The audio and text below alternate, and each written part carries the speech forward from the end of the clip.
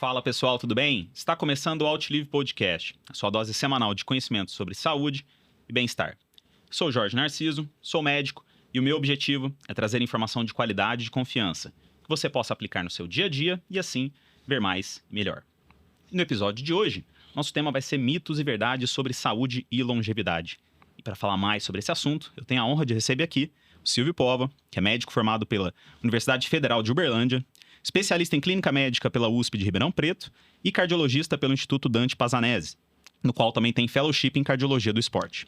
O Silvio também produz conteúdo de alta qualidade sobre saúde nos seus perfis das redes sociais, nas quais atinge mais de 200 mil pessoas, e é host do podcast O Caminho. Silvio, obrigado pela sua participação. Oi, Jorge, que bom estar aqui com vocês. Vamos bater um papo bem interessante sobre saúde. Eu sou um consumidor do podcast de vocês, então dessa vez eu tô me colocando do outro lado aqui, então esse vai ser um processo interessante. Boa, vai ser muito bom, com certeza. Bom, Silvio, com o avanço da tecnologia e também a democratização do conhecimento, hoje em dia, qualquer pessoa com um celular na mão consegue produzir conteúdo e dar sua opinião sobre um determinado assunto. E em saúde, lógico, isso não seria diferente. O problema que antes era a falta de informação em saúde começou a ser, na verdade, o excesso dela. E no meio, inclusive, ficou muito mais fácil se promover como um especialista em um determinado assunto, mesmo que a pessoa não tenha nenhuma formação ou experiência naquela área. Basta a pessoa falar bonito, tá ali bem apessoado do outro lado da tela, ou até mesmo contratar alguém para dar um depoimento comovente. E no meio dessa enxurrada de informações, você de casa que lute para saber quem que fala a verdade. E durante esse caminho, você ainda corre o risco de acreditar em alguém que espalha informações que ou não te trazem benefício nenhum, ou ainda podem prejudicar a sua saúde. Por isso que hoje a gente vai direto no ponto. A gente vai falar sobre polêmicas, a gente vai desmentir falsas verdades e inclusive dar o nosso posicionamento sobre alguns conteúdos. Porque na minha opinião, e acredito na sua também, esse é o papel do bom profissional. Então, se você aí de casa já ficou perdido nesse mato sem cachorro, sem saber quem fala a verdade, ou está desconfiado daquele conteúdo sobre saúde que compartilharam no WhatsApp, fica ligado que esse episódio é para você. Bom, Silvio, você cunhou um tema um termo que eu gosto bastante, que é o cinto brega, né? Que basicamente personifica esse médico charlatão que atua nas redes sociais. Que dica prática você pode trazer para o pessoal de casa para não cair na lábia desse pessoal? Jorge, esse é um dos desafios que a gente tem hoje. Assim, eu cunhei esse termo meio que numa ideia de não, obviamente, identificar uma pessoa. Eu não estou criticando uma pessoa quando eu estou fazendo isso. Eu estou criticando um comportamento. E essa é uma forma de eu me proteger juridicamente e, ao mesmo tempo, não ofender uma pessoa. Assim, que não sei quem é a pessoa ali depois, no final das contas e tudo. Mas a gente começou a ver como profissionais de saúde e desinformação na internet de uma forma muito consistente e, num primeiro momento, os médicos sérios, eles tinham uma ressalva com a rede social, né? Eles falaram, não, rede social não precisa, bobeira, não, só tem picareta lá dentro e tudo. E essa época eu tava lá, já. Eu realmente acreditava que você tá lá, você poderia fazer alguma coisa pelas pessoas. Eu tinha 1.000 seguidores na época. E eu via pessoas próximas de mim, ou parentes meus me perguntando de coisas na época de dieta da HCG, água alcalina, fosfetanolamina. Teve essa época, né, disso. Sim. Aí. E falei assim, cara, isso é estranho, isso não é nada respaldado. Eu tava lá fazendo residência de clínica médica, falei assim, cara, isso não tá rolando na medicina de verdade aqui mesmo. Isso é uma invenção de moda, isso veio de... Alguém tá querendo vender essa ideia. E a gente vai começando a entender muito como faz, né? E o que esses caras fazem muito bem? Entender a demanda da população. Assim, o brasileiro, de forma geral, o americano talvez, ele adora coisas como vitaminas, por exemplo. Pô, ele tem paixão por isso e, ok, aí, o nome é bonito, vitamina, a mina da vida, assim. E os caras começaram assim, cara, eu já entendi que quando eu dava plantão na UPA lá, o sorão amarelo funcionava para pessoa que chegava com queixas inespecíficas, ok. E se eu começar a lucrar com isso? Começaram a fazer as soroterapias. Ao mesmo tempo, muita gente tem fadiga e tudo, e queria achar uma segurança para usar o hormônio em dose suprafisiológica, que não existia, mas o cara dava ideia para as pessoas que com ele teria segurança. Então, essas vendas recorrentes vinha de uma contemplação que eles notaram do ponto de vista mercadológico. Acontece que medicina não é só mercado. Medicina não é vender um chocolate porque ele é gostoso. A medicina parte de um pressuposto que você tem que, no mínimo, ser neutro na conduta para o seu paciente. E o que muitas vezes a gente via acontecer é que essas condutas elas tinham efeitos neutros para deletérios para a saúde dos pacientes. E a gente começava a se incomodar com isso. O incômodo com a ilusão da segurança, o incômodo com o gasto com estratégias que não tinham benefício em detrimento de estratégias que tinham benefício para a saúde dos pacientes e, ao mesmo tempo, o incômodo nosso, da gente como profissionais de saúde que estava levando a medicina a sério, entre aspas, não está falando sobre isso na internet. Eu lembro uns 4 anos atrás, eu fiz um post na internet falando sobre algumas coisas de charlatanismo. Eu fui criticado por muitos colegas que hoje estão fazendo a mesma coisa, sabe? Então, existiu uma maré da medicina de ignorar esse processo e hoje esse processo ele está ainda bem um pouco mais aberto. A gente tem hoje olhado mais para isso, criticado mais o errado e tudo mais, mas assim, é extremamente prevalente a gente ver pacientes caindo nesse papo. E talvez até fazendo uma meia-culpa seja um pouco de nossa responsabilidade por não ter falado sobre isso durante no muito mínimo tempo. 50%. Né? 50% dessa culpa é você só ocupa um lugar que está vazio. Eles não...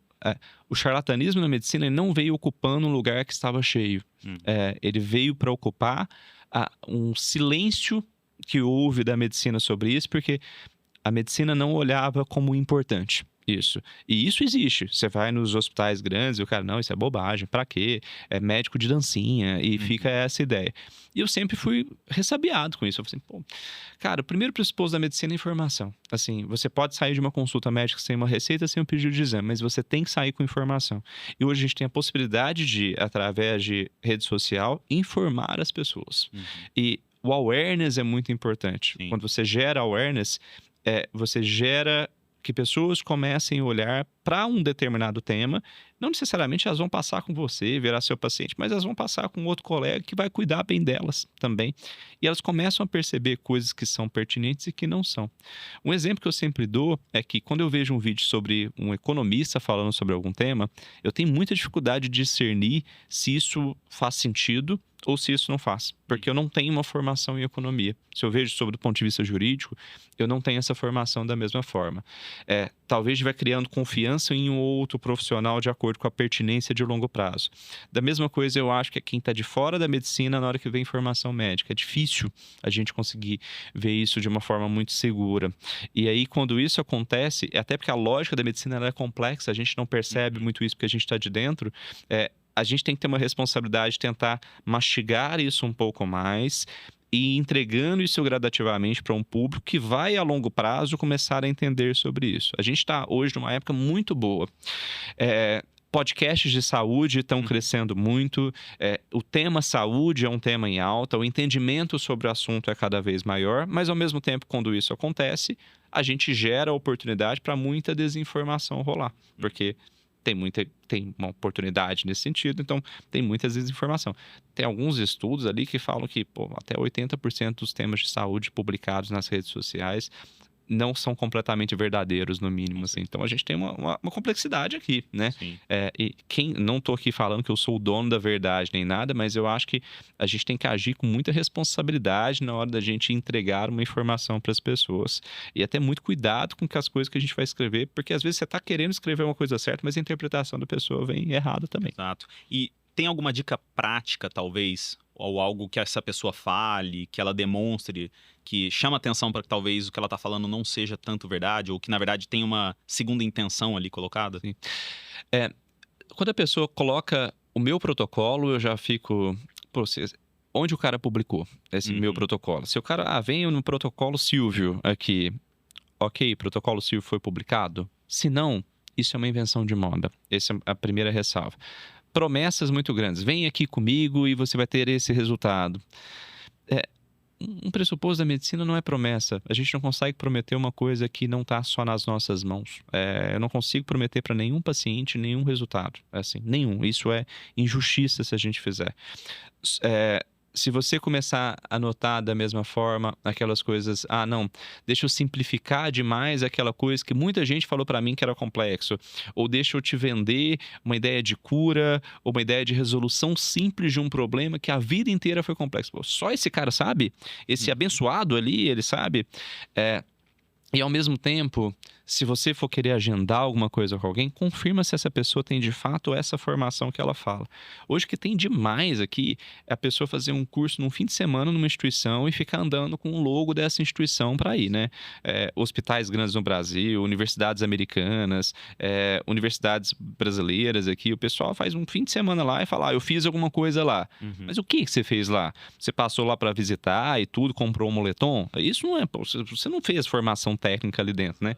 Pô, a gente fez residência, a gente sabe que é passar o tempo dentro do hospital mesmo sendo formado. Isso não é substituível para você passar um período uma sexta-feira à noite e 6 horas da manhã no sábado e falar que você tem o respaldo dessa instituição. E muitas vezes as pessoas que andam com esses logos, que colocam na bio da rede social ali, do Instagram, isso aí o cara tá falando totalmente o contrário do que a instituição, no próprio site da instituição fala, né? Então, esse é um dos cuidados também. Recentemente, uma seguidora minha nas redes sociais, ela mandou uma mensagem e falou assim, olha, eu passei numa médica especialista em tireoide para dar uma olhada nesse caso aqui. Aí eu falei, tá, interessante. Aí ela falou isso, aquilo. Eu falei, ok, fiquei curioso, fui ver. Aí eu falei, você viu que ela não é especialista em tireoide, né? Ela falou, como não? Eu falei, não é. A formação dela não tem nada a ver com isso. Ela, não, mas é sim. Eu falei, não é. Olha, pode no site do CRM, do CFM lá. Ela falou, nossa, tô me sentindo enganada e tudo. E era uma pessoa que ela busca ativamente isso. Então, assim, a gente tem muita susceptibilidade. Por outro lado, assim, tem essa coisa da gente olhar o especialista, que eu acho que é importante e tudo mais, mas você não obrigatoriamente precisa ter a formação especialista para falar de forma pertinente de saúde. Sim. E eu acho que isso é um tema muito importante também. O extremo é, assim, você não precisa ser necessariamente uma formação em gastroenterologia para falar, para trazer uma informação sobre refluxo, por exemplo. Porque refluxo é uma coisa do médico, não uma coisa... Obviamente, o gastroenterologista é extremamente mais capacitado para isso. Mas você fazer uma formação boa sobre refluxo, se você tem um canhão de informação muito legal, você tem essa questão. Então, assim, eu dou muito valor à qualidade da informação, mais do que necessariamente ficar olhando ali, pô, esse cara teve essa formação específica aqui e tudo mais. Tem várias pessoas que eu sigo, que eu consumo conteúdo, que eu aprendo com elas, que elas não têm uma formação específica dentro dessa área necessariamente. Eu acho que cada vez mais isso vai acontecer na medicina, porque a gente está olhando meios termos, né? Diversas doenças, elas não estão dentro de capítulos igual estão dentro dos livros. Elas estão em, tipo, como se fosse num campo que várias especialidades estão olhando sobre sua ótica essas doenças. Além das próprias comorbidades em si, que são bastantes, né? Talvez seja uma dica, né? Se a pessoa precisa falar constantemente que ela tem uma especialização, ou ela é especialista em algo, talvez ela realmente não seja. Mas aproveitando até um pouco desse assunto de coisas que estão na moda, que são bastante faladas, queria entrar num tema que é bastante caro pra gente aqui e que vira e mexe, tá nas notícias, tanto pro lado bom quanto pro lado ruim, que é a obesidade. Recentemente houve uma certa polêmica com relação a ser obeso, ser ou não uma escolha, né? O que você tem a falar para o pessoal sobre a obesidade? Realmente se tornar obeso é uma escolha? Ou tem ciência por trás disso que mostra que não é bem assim? Certo. Existe até uma discussão da neuropsicologia se o livre-arbítrio existe de fato, né? Então, antes de qualquer coisa, até para entrar nesse debate, teria que ir num debate muito mais profundo do que necessariamente só o tema obesidade. Então, e que a gente sabe que toda a sua tomada de decisão, ela é influenciada por diversas questões não conscientes, do ambiente que você está, do dia que você está, das suas exposições prévias, de como você vê o mundo, de como que está o seu metabolismo. A gente sabe que diversas substâncias que você produz, elas têm efeito no sistema nervoso central, leptina, grelina, peptídeo Y, GLP-1, GIP, um monte de coisa passa a barreira hematocefálica que vai lá ter efeito no sistema nervoso central. Então, será que é só uma questão de força de vontade mesmo?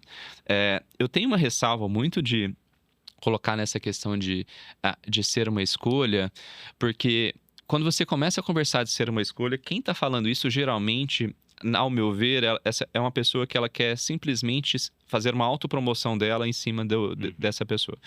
E a gente tem algumas provas de conceito que não é uma questão de força de vontade. Vou dar um exemplo. Existem CEOs de empresa que fizeram o maior esforço possível para ter uma carreira muito grande que tem obesidade. Então, se CEOs de empresa, que são pessoas que são muito dedicadas, que trabalharam bastante muitas vezes e colocaram um grau de dedicação muito grande, como é que eu falo que essa pessoa tem um déficit de força de vontade? Eu não posso provar esse conceito dessa forma. Então, per si, eu já teria isso. O exemplo que eu dou, o Bill Gates tinha provavelmente uma circunferência abdominal acima de 102 centímetros quando ele estava fazendo a Microsoft. Quando a gente vê as fotos lá em tudo, assim. Então, pelo menos ali quando a empresa estava crescendo. Então, não faz sentido essa argumentação. O segundo é que a gente tem que lembrar que a fisiopatologia da doença obesidade, ela envolve não necessariamente o paciente ganhar peso porque come mais, mas ele ter a obesidade e isso fazer com que ele continue se alimentando mais, tendo mais fome, neuroinflamação, desregulação de mecanismos de recompensa, busca sucessiva por alimentos cada vez mais palatáveis. E na hora que isso acontece, o ambiente ele sobrecarrega você com isso. Quando a gente vai numa farmácia, na hora de você pagar, tem chocolate na farmácia, assim. Então, o ambiente todo, e pelo amor de Deus, eu amo chocolate, eu adoro, não vou falar mal de chocolate não, mas o ambiente todo, ele vai te estimulando naquele paciente que às vezes ele teve um pouquinho do escape. A gente vai ver a vida das pessoas, na maioria das vezes, tem aquele paciente que ganhou peso muito na infância, adolescência, e é isso, muitas vezes, eu começo a entender muito um processo. Eu fui uma criança, eu era o menino mais gordinho da minha sala. E eu achava interessante isso, que quando eu comecei a olhar para isso mesmo, ao redor da minha adolescência, que eu nadava, eu competia em natação, eu era medalhista de campeonato brasileiro, eu não me alimentava muito mais do que os meus amigos, assim. Só que eles conseguiam, não sei como, queimar essa caloria ou não. Só, porque você não treinava? Cara, eu era o que mais treinava de longe lá. Então tinha alguma coisa diferente com a fisiopatologia da minha doença, a obesidade, nesse processo. E, só que era eu olhando não cientificamente esse processo. Eu era um menino de 13 anos vendo isso. E depois que a gente foi começando a entender e a gente só começou a olhar para isso de forma bem ampla na medicina a partir do momento que o fenômeno GLP-1 aconteceu. E é muito interessante quando fenômenos médicos acontecem, de intervenções novas começam a aparecer, que essas intervenções elas abrem um debate muito grande sobre esse tema e permite que a gente comece a entender mais a doença. E a gente começa a entender que o paciente que tem obesidade está com o termostato desregulado. É como se fosse existe, igual você tem a temperatura do ar-condicionado aqui, ela vai te aumentar ou diminuir o ar de acordo para manter os 20, 21 graus. O seu controle de peso vai acontecer da mesma forma. Você vai tentar regular para voltar para muito próximo do maior peso da sua vida, porque a fisiologia do ser humano foi pré-estabelecida assim. Então, será que esse paciente que, por exemplo, ele faz um baita esforço, ele tinha 100 quilos e ele perdeu 5 quilos e nesse processo esse cara foi quase 40 mil calorias de déficit que ele fez nesse processo. Será que esse cara, ele não consegue sustentar o peso por causa de força de vontade ou porque a fisiologia dele está aumentando a fome, diminuindo a disposição e tudo mais? Tem uma teoria que chama de teoria da energia constrita. Ela é muito legal, essa teoria. Imagina que você é uma pessoa que consome 2.000 calorias por dia. E ele vai começar a correr 5 km por dia, vamos pensar que ela vai gastar 400 calorias. Isso aí. Logicamente, a gente pensaria, ok, essa pessoa agora vai ter 2.400 calorias por dia de gasto calórico. Não é isso que acontece. Dá 2.300, 2.320, alguma coisa. Eu falei assim, para onde foram essas 80, essas 100 calorias? Elas desapareceram? Não, de forma inconsciente, a gente começa a reduzir os esforços durante o dia. Isso não é assim, eu fiquei preguiçoso, eu não fui. Não, é aquela coisa de... eu ia parar para abastecer aqui, não vou. Aí nesse do abastecer, você não vai na loja de conveniência ou você... ia no banheiro agora e não vai. Pequenas decisões somadas durante o dia de forma não consciente acabam reduzindo de forma compensatória o seu gasto energético. Principalmente o NEAT, né? Exato. Isso é muito legal. Esse mexer as mãos que eu estou fazendo aqui, isso se reduz. Isso é muito interessante. Então, assim, essas pequenas tomadas de decisões que não tem nada a ver com necessariamente a pessoa ter o ímpeto de fazer o exercício físico ou não, elas são levadas em consideração. Ao mesmo tempo, a gente tem exemplos daqueles programas The Biggest Loser e tudo mais, que a queda metabólica desses pacientes, a capacidade de gasto calórico desses pacientes depois era muito baixa. Ou seja, esses pacientes, quando eles perdem peso, eles reduzem bastante a capacidade de gastar energia da mesma forma. Então, existe aqui um problema que é muito maior, que é um problema que ele está envolvendo, às vezes, uma incapacidade de gastar energia, às vezes um intestino que está querendo se alimentar mais, às vezes um cérebro está querendo se alimentar mais. Aí a gente coloca num contexto estressor, que o alimento é uma das recompensas mais fáceis que existem. Se você está estressadão, ele é palatável, ele é gostoso, ele é bom, ele te dá um alívio de 30 segundos que quase mais nada te dá ali, e a vida de todo mundo é corrida, e ao mesmo tempo que você tem muito fácil acesso com um preço muito baixo. Eu discuto muito essa ideia de comer saudável é mais barato, assim, eu não difícil. sei se é, assim, eu nunca parei para fazer uma análise prática, mas assim, geralmente os pedidos de fast food que eu faço são mais baratos do que os pedidos de comida saudável Sim. lá em casa. Pô, dá para fazer e tudo mais, mas assim, eu tenho essa ressalva quanto a isso também. Eu tenho essa dúvida se de fato aí você consegue pegar um exemplo isolado, olhar uma feira específica que é mais barato, mas assim, não necessariamente a pessoa tem possibilidade de 10 horas da manhã na feira comprar a hortaliça que estava mais ali. Perfeito. Ela vai comprar a comida de um dia corrido que ela vai almoçar em 15 minutos. Então, um processo é muito grande.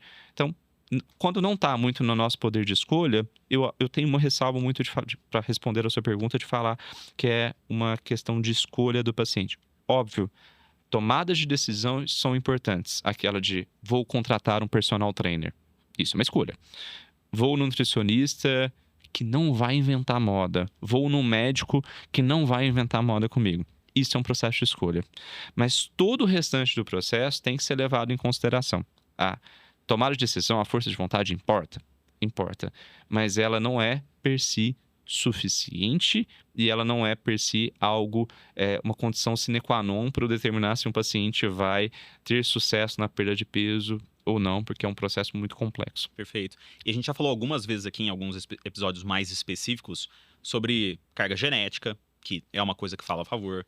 Já falou sobre a formação da criança como um todo, né? Em que, se o adulto, a gente discute se existe livre-arbítrio ou não, imagina para a criança que, basicamente, as decisões do que se ela alimenta estão baseadas no que os pais oferecem para ela. Então, imagine uma criança que foi sempre alimentada com produtos hiperpalatáveis, com ultraprocessados, ganhou peso durante a infância. Essa criança ela já tem alterações fisiológicas que vão tornar ela uma pessoa com uma predisposição muito grande de desenvolver obesidade, caso ela não tenha desenvolvido na infância. Então, é óbvio que não depende apenas da escolha da pessoa se tornar obeso. Até porque você falou muito bem, nós fomos feitos para isso, para acumular energia. Então, a gente foi feito para consumir caloria e acumular essa energia de alguma forma. O problema é que hoje em dia a gente tem um acesso muito grande a muitas calorias de forma rápida. E talvez um dos grandes problemas seja realmente o ambiente, né? O ambiente em que a gente vive, que faz com que não apenas a gente tenha escolhas ruins, quando a gente toma escolhas, mas também uma pressão muito grande, tanto da própria sociedade, né? A sua vida hoje é caótica. Você falou sobre o CEO, por exemplo, tudo bem, talvez ele tenha um sucesso muito grande naquela área específica, mas eu tenho certeza que o restante da vida dele provavelmente é bem caótica. E isso se é um espelho, basicamente, do sobrepeso. Então, a pessoa que ganhou peso de forma substancial, provavelmente ela tem algo na vida dela que está acontecendo que está prejudicando isso, seja consciente ou não. E aí eu até queria aproveitar para pedir para o pessoal, fazer um convite, na verdade, para preencher o nosso formulário de clareza, que vai ficar aqui fixado na nossa descrição do vídeo, para ter uma ideia de quão caótica talvez a vida dela seja, tanto no trabalho, na vida pessoal, na própria alimentação, porque pode ser até que o próprio sobrepeso, o ganho de peso e até dificuldade para emagrecer seja também um reflexo de como essa vida está caótica, e talvez o primeiro passo seja realmente a informação para tomar conhecimento. Porque às vezes realmente você falou, né? Às vezes a pessoa nem sabe que ela está desenvolvendo obesidade, nem sabe que a obesidade é uma doença. Eu acho que por isso que é importante a gente falar sempre bastante sobre isso e trazer uma versão bastante científica. Mas sempre que a gente fala sobre obesidade, a gente fala sobre perder peso. E muita gente, até pela própria pressão estética que existe, acaba associando o tratamento da obesidade, ou o grande benefício, como a perda de peso em si. E a gente sabe que perder peso tem não apenas o benefício estético, logicamente, mas também ajuda em vários outros aspectos da saúde. Quais são, por exemplo, os efeitos colaterais do tratamento da obesidade que ajudam as pessoas, principalmente quando a gente fala de risco cardiovascular, que é a tua área de atuação? E é bem interessante você fazer essa pergunta, porque assim, nem todas as estratégias para perda de peso geram o mesmo benefício do ponto de vista cardiovascular. E esse é um conceito muito interessante, porque muita gente acha que eu vou tratar um paciente que tem obesidade e ele perdendo peso, ele vai reduzir o risco cardiovascular. Mais ou menos. Assim, a gente tem, por exemplo, a publicação do SCOUT, que é um estudo com sibutramina, que mostrava aumento pressórico, tendência de aumento de infarto nos pacientes de alto risco cardiovascular. O que a gente não vê, por exemplo, em estudos com cirurgia bariátrica, que você tem uma proteção cardiovascular. O que a gente também não vê na utilização, por exemplo, de semaglutida, que é o Ozempic, o Wegovy, que tem proteção cardiovascular com a utilização. Então, a estratégia para perda de peso, ela é também importante a depender do risco cardiovascular do paciente. Quando eu estou falando isso, estou falando que não deve ser utilizado sibutramina? Não, paciente de baixo risco cardiovascular, tá jóia se for bem indicado ali pelo seu médico, acompanhamento e tudo mais, pelo amor de Deus. Mas a gente da cardiologia, a gente considera hoje, a gente tem... É interessante, a obesidade entrou nos guidelines de cardiologia, né?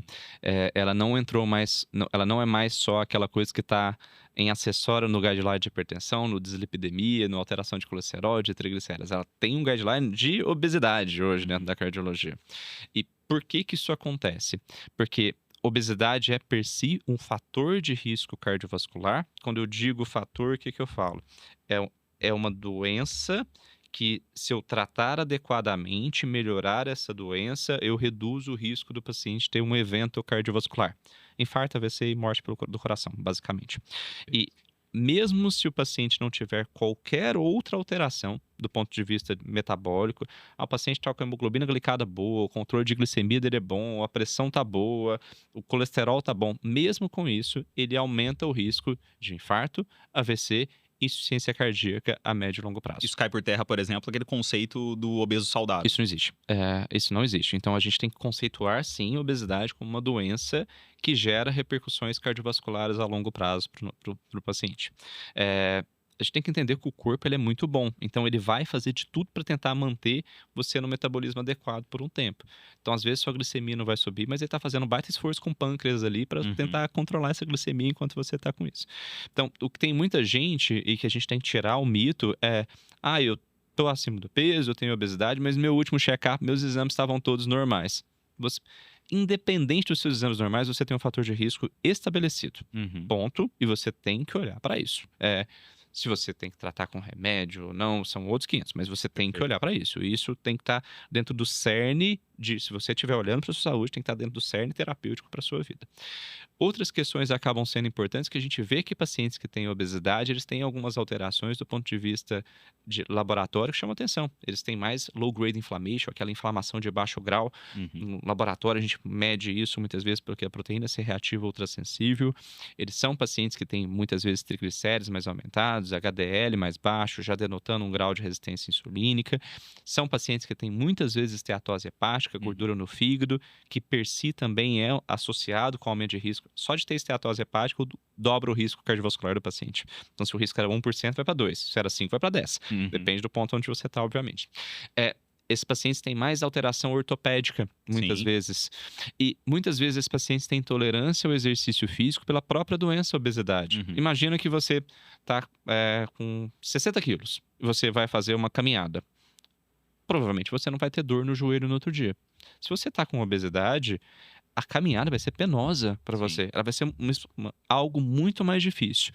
E é o que muita gente, que às vezes é profissional de saúde, que não sabe o que é ter obesidade, fica meio naquele discursozinho motivacional para cima do paciente. Não, é só ir. Todo mundo tem as mesmas 24 horas. Mas, meu amigo, você não tem a dor no joelho que ele tem no outro dia. Exato. Então, se a gente não olhar para esse processo, a gente não consegue fazer uma intervenção adequada. Muitas vezes, aquele paciente que tem obesidade, na primeira proposta terapêutica, às vezes as pessoas, então só caminhar todo dia. Às vezes não. Às vezes o paciente tem que fazer 3 meses de musculação, fazer um fortalecimento da articulação dele, fazer um fortalecimento do músculo, para ele poder começar a conseguir colocar um pouco mais de impacto nisso, enquanto você vai fazendo uma estratégia para ele perdendo peso e reduzindo o impacto. Tem um estudo com semaglutida, que é o STEP 9, que ele mostrou a redução de dor em joelho para os pacientes que tinham obesidade. O desfecho era dor em joelho. Então, é muito legal quando a gente vê isso e a gente começa a entender o composto total desse paciente para entender nas questões. Além disso, por exemplo, o paciente que tem já IMC mais alto, percentual de gordura mais alto, muita gordura visceral, muita gordura ali no meio dos órgãos, ele acaba tendo um pouco de limitação respiratória para fazer exercício físico, porque ele não consegue expandir tanto o pulmão. Existe o depósito de gordura ao redor do coração, então o coração muitas vezes ele fica com dificuldade de relaxamento. Você faz um ecocardiograma ali, se você não prestar atenção, você não vai ver alguns sinais de, às vezes, uma tendência de aumento dos átrios, que denotam uma alteração de relaxamento, que a gente chama de disfunção diastólica, para quem for da medicina, dá uma olhada nisso também, que muitas vezes, tanto que os estudos, o STEP-HFpEF, que foi um estudo com semaglutida para pacientes para perda de peso e ao mesmo tempo esses pacientes tinham insuficiência cardíaca e fração de ejeção preservadas, melhoravam a capacidade de caminhada. Então, tem muita coisa no tratamento de obesidade que muitas vezes você tratar a obesidade vai ajudar com que esse paciente tenha melhor adesão ao hábito. A gente muitas vezes considera o hábito como um primeiro passo para o tratamento da obesidade, mas será que se a gente não tratar a obesidade, a gente não melhora o hábito também? Hoje as diretrizes são bem sólidas para a gente. Comece os dois. Trata a obesidade do ponto de vista farmacológico para o paciente, mas começa o hábito junto. Aí é bem legal um fenômeno que a gente vê na prática do consultório, quando as duas coisas são inseridas simultaneamente, você tem sucesso terapêutico maior, o que é muito óbvio, mas ao mesmo tempo, diferente daquele paciente que só usa o remédio, ele tem a sensação de, olha, foi mérito meu. E isso é muito legal. Que eu fiz isso. Não, eu fui no personal 3 vezes por semana. Não, eu segui 90% da dieta que o nutricionista me prescreveu. Eu tomei o remédio certinho, igual você me falou para fazer. Às vezes eu dou muito exemplo pro paciente. Eu falo assim, mas com remédio é fácil, eu perdi peso. Eu dou parabéns. Você perdeu peso. Eu perdi peso, mas foi o remédio. Eu falei, se eu jogar o remédio em cima dessa mesa, essa mesa não perde peso.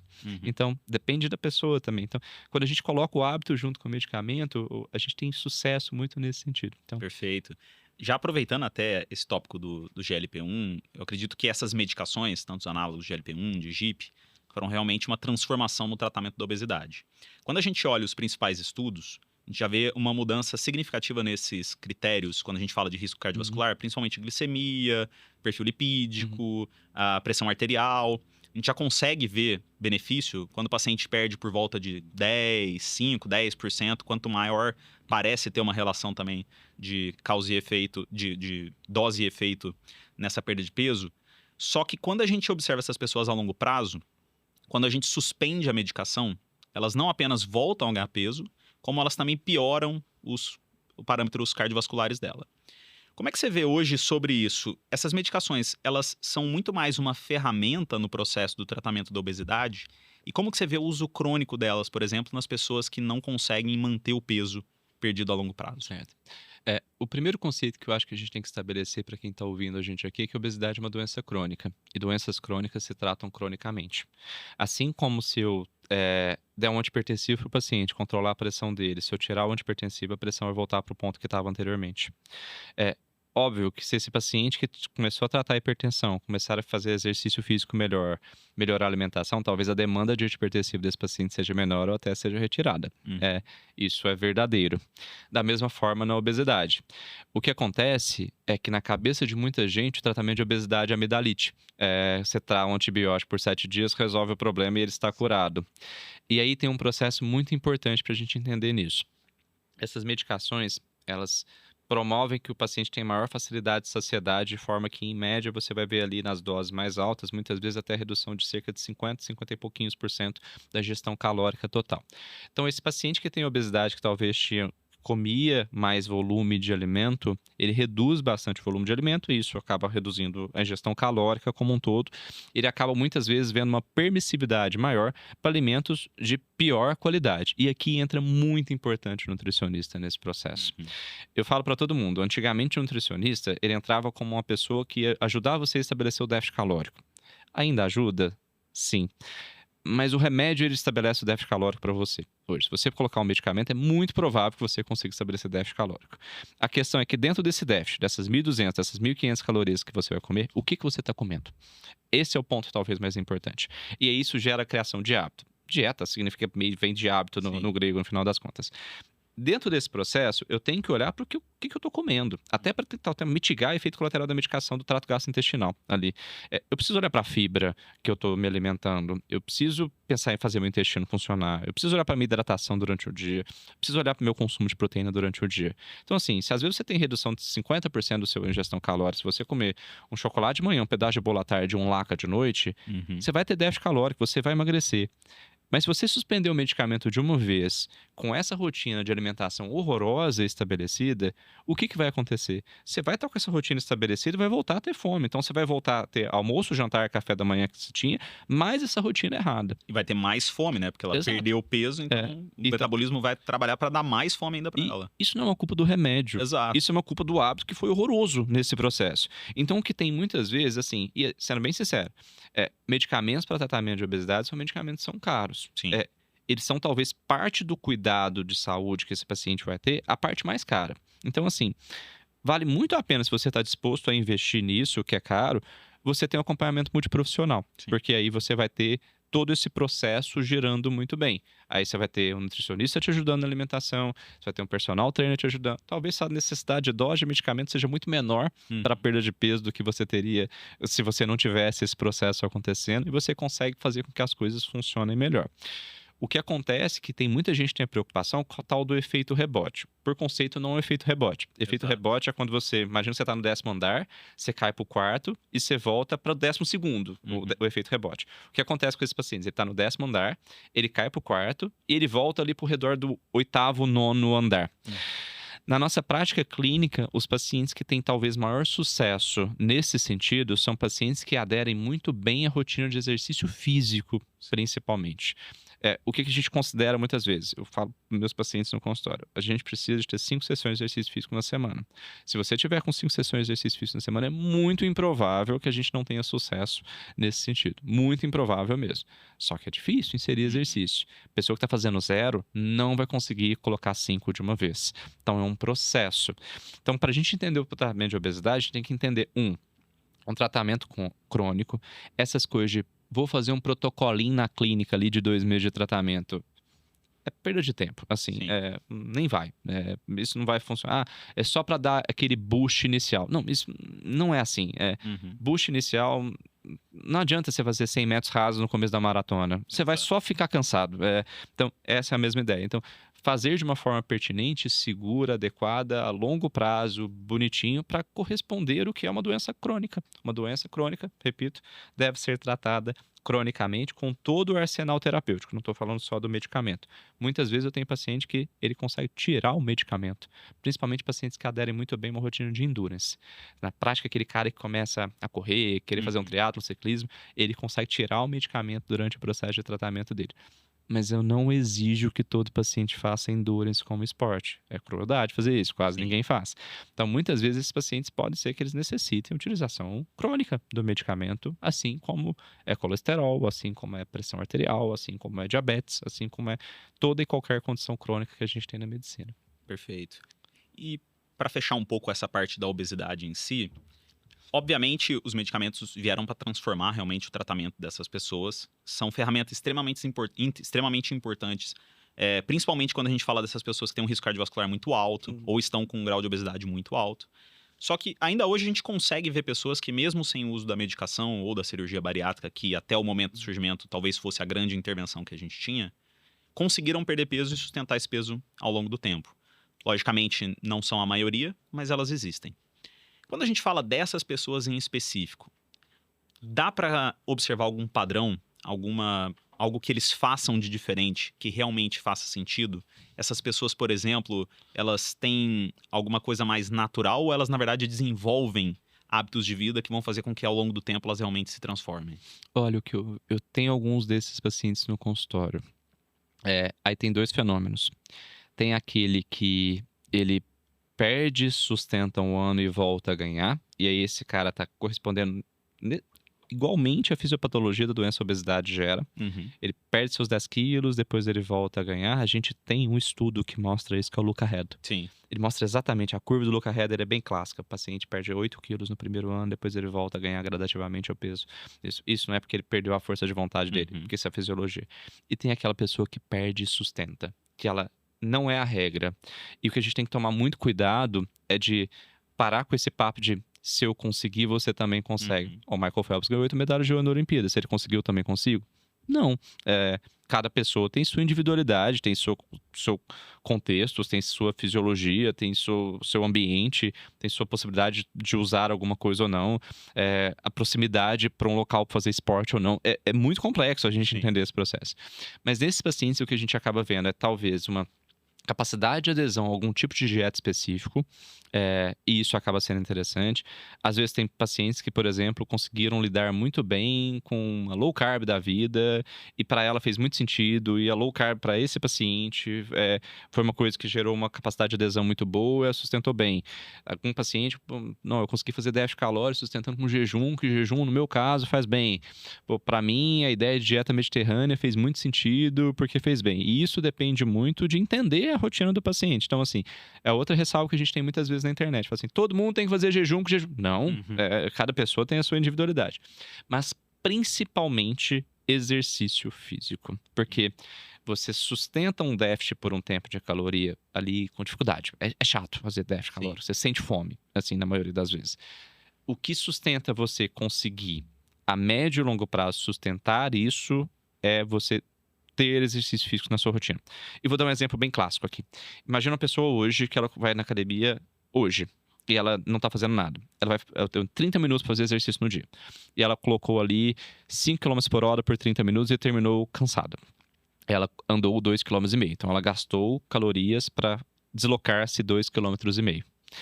Se essa pessoa tiver um condicionamento físico e ela, vamos pensar em 2 anos, ela conseguir nesses 30 minutos, que ela só tinha 30 minutos no dia para fazer isso, correr 5 quilômetros, é possível que ela dobre o gasto calórico pela mesma quantidade de tempo. Uhum. Então, o condicionamento físico, ele nada mais é do que aumentar a sua capacidade de gasto energético pela mesma unidade de tempo com a mesma percepção de esforço.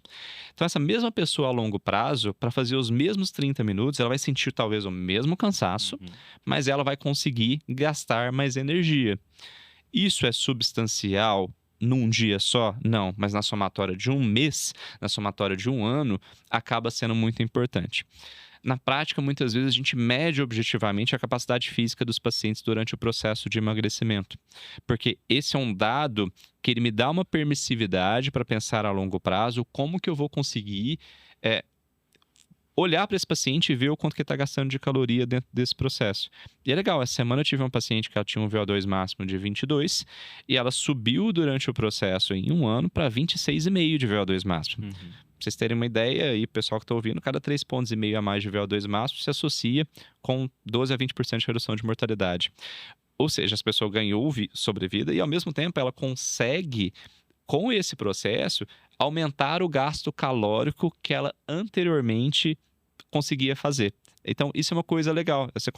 Quanto maior o VO2, maior consumo de energia, digamos assim, né? Uhum. Mais capacidade de consumo de energia essa pessoa está tendo. Então, olhar para o exercício é muito importante para isso. O exercício é uma estratégia maravilhosa para isso. Então, para sustentação de peso é lindo. É lindo, Perfeito. lindo, lindo. A gente vai falar mais sobre exercício daqui a pouco, mas eu acho que, resumindo um pouco também a própria obesidade, talvez o grande problema que a gente tem hoje com a grande quantidade de informações é as pessoas terem, e talvez um problema até de sociedade como um todo, é essa necessidade de uma coisa única, uma resposta única para todas as pessoas, ou que se encaixe para todo mundo, ao mesmo tempo que a gente quer resultados extremamente rápidos e persistentes sem pouco esforço. Sim. E acho que é justamente entender isso, né? A obesidade é uma doença crônica. O que a gente fala aqui não é, por exemplo, combater a pessoa com obesidade, né? É combater a obesidade. Então, aceitar a pessoa com obesidade não tem nada a ver a dizer, por exemplo, que a obesidade é saudável. Sim. Não, a obesidade não é saudável. Agora, uma pessoa com obesidade, ela pode ter hábitos saudáveis, perder peso e se tornar, sim, uma pessoa mais saudável. Talvez o momento em que os exames dela não estejam alterados é uma foto que, se a gente observar o filme e nada for mudado, ela vai desenvolver alguma alteração. Até o próprio check-up que você falou, né? Às vezes esse check-up é um hemograma. Uhum. Eu fiz ali o meu check-up e não deu nada de errado, tá? Mas você dosou glicemia, dosou colesterol, talvez você dê uma olhada na insulina, talvez a insulina Sim. já começou a alterar e daqui a pouco as coisas vão mudar. Ou até o próprio médico, meia culpa, viu uma esteatose hepática e fala assim, mas isso aí todo mundo Normal. tem. Exatamente. Porque às vezes até o médico tem. E ele normaliza esse processo. Você falou né? muito bem, né? A obesidade, cada vez mais a gente vê isso dentro de várias outras condições, começa a fazer parte de grupos de doenças que basicamente são comorbidades, né? Ou a gente Sim. às vezes nem consegue definir muito bem qual que é o limite de uma e de outra. A própria resistência à insulina, a esteatose hepática, o diabetes mellitus, a obesidade em si, parece que as coisas andam muito juntas. E realmente, talvez, a longo prazo, o que seja mais importante é essa consciência de que a doença é crônica e eu preciso, ao longo do tempo, ter essa consciência. É quase, fazendo uma analogia ali, com o abuso do álcool, né? Uma pessoa que é etilista, tem algum problema, ela vai ter que cuidar disso a vida inteira. Sim. Ela tem sempre a predisposição para aumentar. E aí talvez existam alguns princípios, algumas coisas que valem para todo mundo. Que não quer dizer que você vai ter os mesmos resultados da outra pessoa fazendo a mesma coisa. A nossa fisiologia é diferente. Mas que com certeza vão te ajudar no processo. E aí, se o Sim. pessoal, por exemplo, quiser ver um pouquinho mais desses princípios, toda segunda-feira, às 8 horas da manhã, a gente tem uma live, uma série de lives que a gente chama, inclusive, de O Caminho, que é justamente para tentar trazer para as pessoas de casa alguns princípios, tanto alimentares quanto de treinamento da temperança, que é como a gente chama um pouco da força de vontade, que, logicamente, a gente não vai prometer nada para a pessoa, como você bem falou, mas eu tenho certeza que, se aplicados, vão beneficiar ela. Pode ser que ela não perca 15, 20, 30 quilos, mas com certeza ela vai se sentir uma pessoa mais saudável, vai ter mais controle sobre o que ela pode fazer. E tem um dado também que, assim, tratar a obesidade não é simplesmente perder peso. Esse é um contexto muito importante. A obesidade é uma doença que aumenta o risco cardiovascular e que, por acaso, entre aspas, como brincadeira, gera ganho de peso. Exato. Pacientes que, por exemplo, eu fui dar uma olhada numa análise de um estudo chamado Jupiter, que era o estudo que era os pacientes que tinham low grade inflammation, que tinha inflamação maior, tinham proteína C reativa ultrassensível aumentada, e a intervenção desse estudo era dar rosuvastatina para os pacientes que não tinham LDL aumentado necessariamente, então não era para tratar colesterol, para reduzir marcador inflamatório. Esses pacientes no estudo tinham um IMC, se eu não me engano, de 28, então os pacientes tinham sobrepeso pelo conceito antigo de obesidade ali. Esses pacientes reduziam o risco de infarto, AVC e mortalidade. Ou seja, dentro desse contexto, rosuvastatina não reduz peso. Uhum. Então, você tratou a obesidade para esse paciente. Existe em análises observacionais o que eles comparam, eles chamam nos Estados Unidos de fit versus fat, que os pacientes que têm IMC acima da normalidade, e isso não eram pacientes com IMC por causa de causa muscular, digamos assim, Sim. era obesidade mesmo. Eles analisavam capacidade física e IMC dos pacientes. Eles faziam 4 grupos a partir disso. Capacidade física alta, IMC alto, capacidade física alta, IMC baixo, capacidade física baixa, IMC alto, capacidade física baixa e IMC baixo. E era muito interessante que, obviamente, o grupo IMC baixo e capacidade física alta era o melhor, e o grupo IMC alto, capacidade física baixa era o melhor. E esses dois intermediários, quem será que ganhava? Você ter capacidade física alta e IMC alto era melhor do que ter capacidade física baixa e IMC baixo. Isso significa que a capacidade física é um dado sobrepujante à própria questão de peso, e do ponto de vista de risco cardiovascular, os pacientes que têm obesidade, que têm boa capacidade física, eles normalizam o risco cardiovascular para os pacientes, mas fica mais parecido com o paciente que não tem obesidade. Ou seja, a intervenção exercício físico, ela não entra necessariamente para esses pacientes como uma intervenção para você simplesmente gastar calorias ou para simplesmente perder peso, mas como uma intervenção de ganho de capacidade física com redução a médio e longo prazo de mortalidade, inclusive. Então, tratar a obesidade é muito mais do que simplesmente você pensar o quanto de peso perdeu. É o que é mais palpável, é o que é mais visível, obviamente, a perda de peso. Você vai colocar uma calça, você vê isso, mas você tá várias coisas acontecendo ao mesmo tempo que geram benefícios e que, por vezes, a gente tem que mostrar para o paciente. Exato. Ali. Eu viro a curva a tela do meu computador e mostro para o paciente: olha o seu PCR ultrassensível, era de 0,29, tá 0,03 aqui agora. Pessoal, dá uma ideia, 0,2 miligramas por decilitro seria a faixa de mais alto risco. Então, às vezes eu falo: nossa, eu tô triste que eu perdi só 3 quilos, mas olha o seu padrão laboratório, que teve isso aqui, é bom demais para sua saúde. Você teve um monte de coisa a mais. E uma coisa a gente tem que tomar muito cuidado de não comparar com um coleguinha. Exato. A gente tem muito aquele exemplo do amigo que deu muito certo com determinado tratamento, aí a pessoa quer usar o mesmo tratamento porque o amigo usou. E às vezes ela tem uma resposta maravilhosa, só que não é tão boa quanto a do coleguinha. Ela fica frustrada. Mas não, as coisas não são assim necessariamente, né? Perfeito. Eu vou até aproveitar que você usou o exemplo do Júpiter para entrar em outra polêmica, que é o colesterol, né? inclusive a gente fez um episódio de colesterol, Hum. até oriento o pessoal a assistir, e gerou bastante polêmica, porque realmente é um assunto muito polêmico, que a gente tem muita desinformação. Total. E talvez O que mais me dá raiva na internet hoje é problema- colesterol. E justamente eu quero falar sobre isso contigo, porque você tem uma visão muito interessante, é sobre a questão do LDL, né? Sim. Que o pessoal chama de colesterol ruim. Cara, realmente o LDL per si, ele é um risco cardiovascular? Ele traz risco cardiovascular para o paciente? Por exemplo, ser relativamente saudável e ter um LDL alto é algo realmente ruim? A gente precisa tomar cuidado com isso? Sim. Vou trazer algumas provas de conceito. O principal causa de morte súbita em atletas depois de 35 anos é aterosclerose, doença coronariana. A taxa de diabetes em atletas é baixa, a taxa de hipertensão em atletas é baixa. Então, atletas geralmente não têm low-grade inflammation. A pessoa fala, é só inflamação. Okay? Pô, pelo amor de Deus, não é. Inflamação é um risco adicional. Quando a gente fala sobre LDL, ele talvez seja uma das coisas mais robustas que a gente tem na literatura como fator de risco para evento cardiovascular. Quando a gente fala de perfis genéticos de sortudos e azarados, então a gente faz uma coisa que chama de randomização mendeliana, você joga os grupos que são sortudos e azarados contra a LDL. Os pacientes que têm LDL muito baixo, eles têm menos evento cardiovascular. Os pacientes que têm LDL muito alto, eles têm mais evento cardiovascular.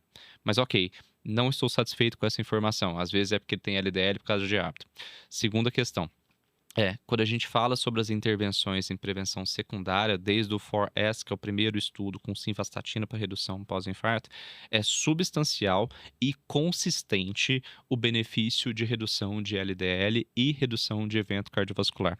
Isso de forma que mesmo nos pacientes que já tinham LDL mais baixo, quando você reduz mais, você reduz um novo evento cardiovascular para o paciente. Por isso que cada vez mais as metas em literatura são mais baixas. Então, se você vai ver lá o Improve It, que foi um estudo com você colocar ezetimiba em cima da estatina, você mesmo nos pacientes do Improve It que tinham LDL basal, onde você pôr a ezetimiba menor do que 70, que era a meta na época, esses pacientes tiveram benefício de redução de evento. Ou seja, há benefício adicional em você reduzir mais LDL. Quando você fala de estudo de prevenção primária, que a gente tem, o Jupiter é um estudo de prevenção primária, Hope Tree é outro estudo de prevenção primária, a gente mostra muito consistentemente, ou seja, vários estudos em diversos, o OSCOPS é outro estudo, em diversas populações, uma característica muito interessante nos estudos. Quando a gente vê, nos primeiros anos, as curvas entre placebo e dar estatina para o paciente é muito parecida. Aí depois vai dando 3, 4, 5. Vai só abrindo a curva. Ou seja, o benefício cumulativo de reduzir LDL é muito substancial. A literatura hoje mostra pra gente que, em termos de números, se você começa a intervir para redução de 50% do LDL de um paciente com 135, mais ou menos, aos 30 anos, você está reduzindo mais de 60% do risco de infarto AVC para esse paciente durante a vida. Se você fizer a mesma intervenção para esse paciente aos 60 anos de idade, você está reduzindo 30 e poucos por cento do risco. Ou seja, sempre tem um benefício, mas quanto mais cedo você intervém sobre esse processo, quanto mais cedo você tiver capacidade de reduzir o LDL do paciente sobre esse processo, melhor. Então, aí o pessoal fala, não, mas isso é interesse da indústria farmacêutica. Gente, estatina não tem patente mais não. Assim, vai na farmácia ver o preço de estatina. Se for no SUS, tem estatina para você pegar de graça. Ninguém ganha muito mais dinheiro com estatina, não. Assim, só que é um remédio tão robusto na literatura que até antiético hoje você estudar contra a estatina. Porque é tão sólido na cardiologia o benefício. E é interessante que a gente começa a ver benefícios de estatina extra LDL. A gente, redução de marcador inflamatório, um estudo Jupiter, então o paciente ajuda a reduzir a inflamação. A gente vê nos pacientes que vivem com HIV, a redução de evento cardiovascular, tem o Reprieve provando isso. Pacientes que vão fazer quimioterapia cardiotóxica, STOP-CA foi um estudo que mostrou redução de cardiotoxicidade por pacientes que foram fazer quimioterapia cardiotóxica. Então, assim, é um medicamento com taxa de segurança muito alta. Reduzir LDL com estatinas acaba sendo muito interessante para os pacientes que têm, obviamente, LDL alto, fora da zona de risco, fora da meta de risco que ele tem, e que você faz de uma forma segura, barata, eficaz, com posologia simples, e que a gente está patinando ainda. Menos de 7% dos pacientes que depois de um infarto têm LDL na meta ainda. E assim, não é tão difícil. A gente que está patinando, a gente como médico, a gente como sociedade, essa baita desinformação que tem na internet. Aí vai aparecer alguém no comentário e falar assim, mas você precisa de colesterol para produzir hormônios. Precisa. Isso é verdade. Mas quem te fala isso e não leu o livro de fisiologia, porque Sim. as suas gônadas e a sua adrenal, que é onde você produz o hormônio, se elas não receberem colesterol da circulação, elas são muito bem capazes de produzirem colesterol por elas mesmas. Tanto que a gente vê, tem um estudo de 2015, então não é nada de novidade, que os pacientes tinham LDL médio de 15 nesse estudo, que eles produziram hormônio de forma normal. Mesmo você deixando um LDL de 15, você não precisa de tanto. E se você tiver falha de LDL, você consegue também, através do mecanismo de HDL, captar colesterol da circulação para produzir hormônio. Até em animais utiliza-se mais HDL para produzir hormônio do que LDL. No ser humano é um pouquinho mais para LDL. Mas você tem esses mecanismos. Quando a gente olha para a literatura, então, esse argumento de ter que produzir o hormônio é falso. Você não precisa de tanto LDL circulante para o LDL funcionar bem para o colesterol funcionar bem da sua célula, né?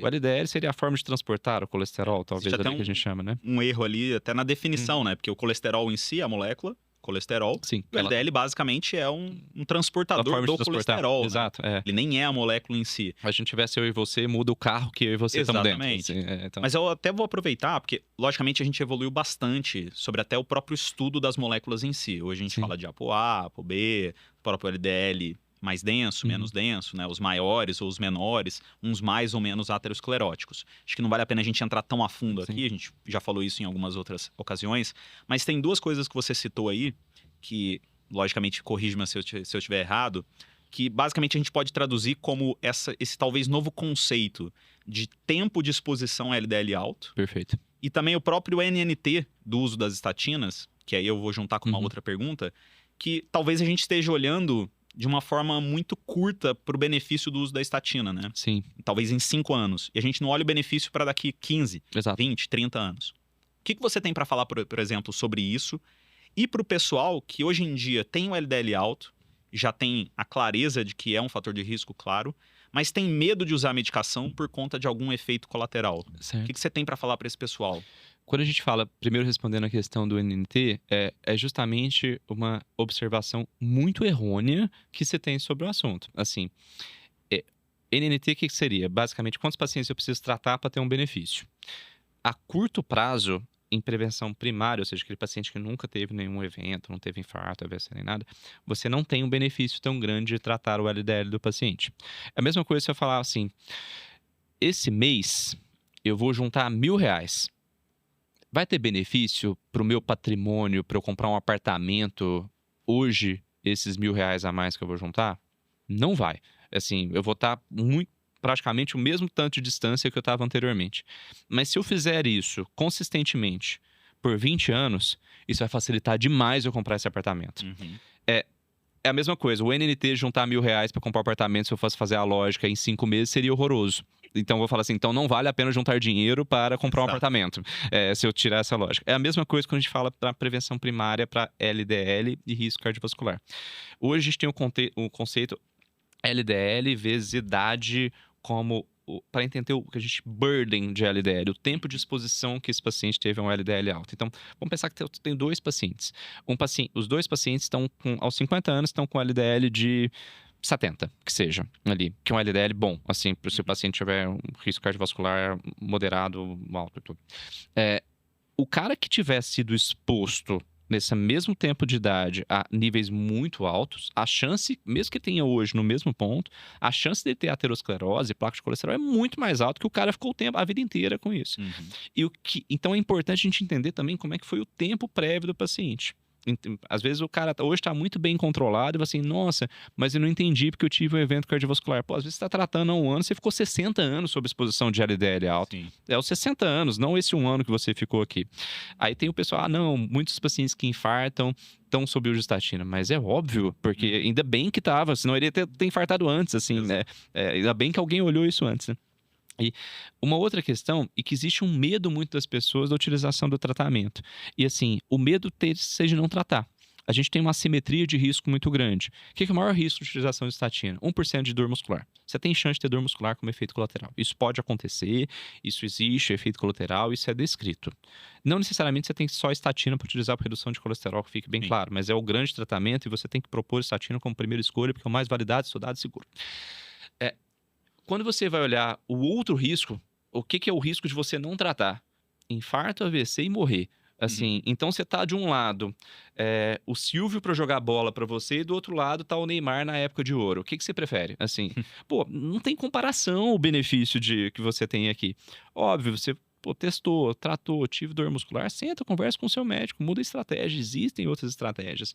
Mas o que não pode é a gente ficar com medinho de um efeito colateral que é discreto do ponto de vista do coisa e ficar se expondo ao risco de ter algo que é ruim, que dói, no mínimo, que te leva para internação hospitalar, que aumenta o seu risco de ter piora de qualidade de vida e que pode te matar. E é inaceitável no tempo igual hoje a gente ficar tendo que debater benefício de reduzir LDL na medicina, assim. Perfeito. Isso é uma coisa que eu fico indignado que a gente tem com isso, com argumentos podres, assim. Outro argumento é que seu sistema nervoso central precisa de colesterol. Precisa, mas não é o colesterol que está no sangue que passa para lá. Assim, não passa barreira hematoencefálica, então é outra via de produção de colesterol lá dentro do seu sistema nervoso central, é outra lógica, funciona de outra forma. Para quem está ouvindo aqui, nos estudos com redução de LDL, muito importante, você tem segurança neurocognitiva, você tem segurança oncológica, você tem segurança do ponto de vista hepático, você não tem aumento de lesão para esses pacientes, ao mesmo tempo que é bem claro nos estudos, é muito consistente. Redução substancial de infarto, AVC e mortalidade. Infarto, AVC mata 40% das pessoas todo ano no mundo. Então, assim, a gente tem uma estratégia muito boa para reduzir de forma muito barata, de forma muito eficaz, que a gente está tendo dificuldade de convencimento, que tem um bando de Zé Ruela que nunca estudou medicina direito, que era o pior aluno da sala, que todo mundo sabe que são esses caras que, assim, eram horrorosos, fizeram um cursinho de pós de fim de semana, saem repetindo que nem uma matraca as coisas, que se quer checar isso, e chega nas pessoas que aí entra naquele problema que a gente estava conversando ali. É difícil para as pessoas entenderem se isso faz sentido ou não, e fisiologia de botequim funciona muito bem para convencer a pessoa não treinada. Exato. E isso é muito triste que a gente tem hoje. Não, e até quando a gente fala dos próprios efeitos colaterais, da mialgia, rabdomiólise, que, cara, é extremamente raro acontecer, né? Muitos deles são nocebo, né? Que é basicamente a pessoa, ela sente mesmo que não seja realmente verdade. Por exemplo, existem estudos que mostraram que as pessoas tomando placebo, não tomando nada, ou tomando estatina, tinham uma relação de dor muscular muito parecida. Pô, esse estudo é muito legal. Na hora que você falou, eu pensei nele. É, exato. Parece que é a mesma coisa, quase, né? O cara tá tomando estatina, tá tomando placebo, eles referem o mesmo número de dores musculares. Basicamente é algo que a pessoa taxa de dor em quem usava em quem usava estatina era de 15%. Aí você fala assim, ok, então estatina dá 15%.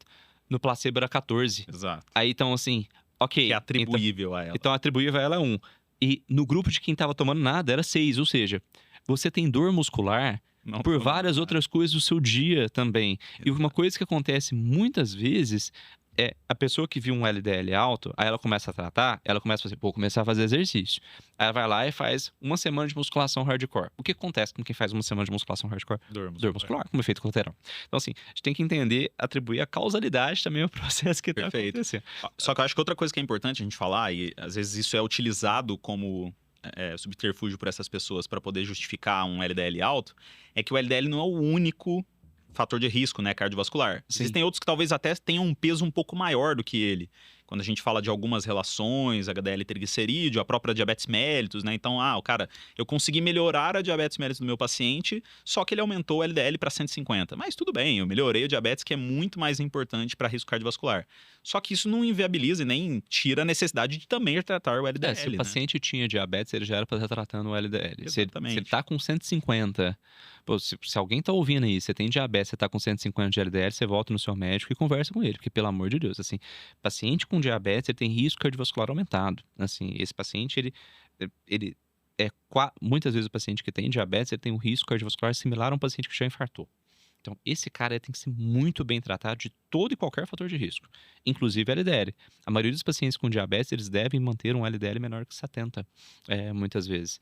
Então, às vezes tem aquela coisa, eu dei uma estratégia, por exemplo, alimentar. Fiz um low carb para o paciente, ele subiu o LDL. Ali, se funcionou para o diabetes dele, ok, trata o LDL. Assim, puxa isso lá para baixo, deixa esse paciente seguro. Existem algumas manifestações genéticas, por exemplo, no low carb, que os caras fazem até pessoas teoricamente saudáveis, né? Que tem essa questão. Mas assim, é fácil tratar hoje, assim, um combozinho de rosuvastatina com ezetimibe, você despenca o LDL do paciente de forma segura. Eu uso, isso aqui fica bem claro para quem está ouvindo assim, eu uso rosuvastatina e ezetimibe desde os 29 anos, porque eu não quero infartar, e o meu LDL era limítrofe. Então, pensando nisso aqui, vale a pena a gente tratar esses pacientes mesmo assim. Quando a gente vai ver o Interheart, que é um estudo que foi estudar fatores de risco para doença cardiovascular, o LDL pesava muito. Assim, pesava muito, talvez o que um dos mais pesaram no Interheart foi o aumento de colesterol LDL, assim, pensando de longo prazo, ele acaba tendo muita importância. E uma outra prova de conceito disso é que aquelas hipercol familiar, são aqueles pacientes, pô, são jovens, não tem diabetes, não tem nada, só que eles têm LDL estourado, né? Esses caras fazem infarto precoce. Então, ele consegue ser suficiente para a formação da aterosclerose de forma injusta. Então, só que hoje é muito fácil tratar, né? Você não é seguro tratar. E a necessidade, lógico, de olhar o paciente como um todo, né? Talvez a gente tenha um grande problema na medicina, principalmente talvez com profissionais não tão bons, que é essa necessidade de olhar pontos específicos que normalmente chamam mais a atenção ou talvez sejam melhores para uma propaganda do médico e tal. Sim. Ele trata aquilo, mas deixa outras coisas que talvez sejam até mais importantes para a parte de sobrevida. Mas aproveitando até que você tocou no ponto dos hormônios, né, da necessidade do colesterol para produzi-los, eu queria introduzir um assunto que eu sei é bastante caro para você também, que é a utilização de hormônios de doses suprafisiológicas, né? Não os hormônios relacionados, por exemplo, à terapia de reposição em mulheres, que, fique claro, não estão relacionados à testosterona, né? Quando a gente fala da sociedade, existe uma pressão muito grande em relação a um corpo específico, né? Sim. Isso mudou muito ao longo do tempo. Você, inclusive, fez uma postagem sobre o ator que fazia o Tarzan, né, lá na década de 30, que hoje em dia seria considerado alguém meio acima do peso, talvez, e o cara era campeão olímpico na época, né? O cara andava pra 58 sem livre naquela piscina ruim, né? Ele era bom, Um exemplo até mais recente. Olha o Wolverine, do Hugh Jackman, no primeiro filme e nesse último agora. Sim. O cara teve que melhorar o físico dele extremamente. Não sei o que você acha, mas na época que eu vi o Hugh Jackman no primeiro filme, eu achava ele muito shapeado. Exato. E aí, olha o tanto que a gente é condicionado a isso. Eu tive essa impressão recentemente vendo o 007, o Daniel Craig. Sim. Quando ele fez o Cassino Royale, eu falei assim, cara, esse cara tá muito forte. Hoje eu vi a foto dele, na mesma foto que eu achava ele muito forte, eu não o acho... Minha cabeça não condiciona pra achar tão forte assim. Exatamente. Tanto que é doido, tanto que a gente criou um padrão de muscular muito alto para as pessoas, né? E não que necessariamente... também, né? Exato, e não necessariamente o que a gente vê na rede social é um sinônimo ou um espelho de ser saudável, né? Porque muitas dessas pessoas acabam utilizando hormônios em doses suprafisiológicas justamente para poder chegar nesse ponto. Que, cara, é extremamente difícil quando a gente fala em relação à preparação ser uma pessoa forte e seca, né? Ter um percentual de gordura muito baixo, uma musculatura muito desenvolvida. É muito difícil ter isso.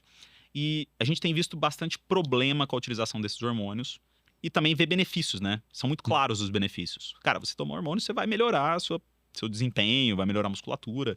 Só que o pessoal não olha lá pra frente. O que você tem visto hoje sobre a utilização de hormônios, tanto nas mulheres quanto nos homens? Sendo bem sincero, do ponto de vista cardiovascular, a minha preocupação na utilização dos homens é maior do que nas mulheres. Porque talvez nas mulheres, você não vê mulher bater testosterona de 2.000, 2.500, 3.000. Então, elas perdem parte do benefício cardiovascular de ser mulher com a utilização de hormônio. Principalmente a parte da distribuição de gordura, que vai mais para visceral. Então, isso acaba... A gente vê a alteração de perfil lipídico de forma bem, assim, falar que não, bem substancial. LDL estoura, HDL cai, mas não é tão alto quanto nos homens que estão usando 1 grama por semana, 1,5 gramas por semana, 2 gramas. Claro, é extremamente suprafisiológico. Isso. E aí, por causa desses caras, tem gente que acha que 500 miligramas semanais é low dose. Assim, não, eu só uso 250 miligramas semanais. Cara, você tá 2, 3 vezes a dose fisiológica do negócio. Aí começa aquele papo, se você usar qualquer outro remédio, 2 a 3 vezes a dose fisiológica vai te fazer mal.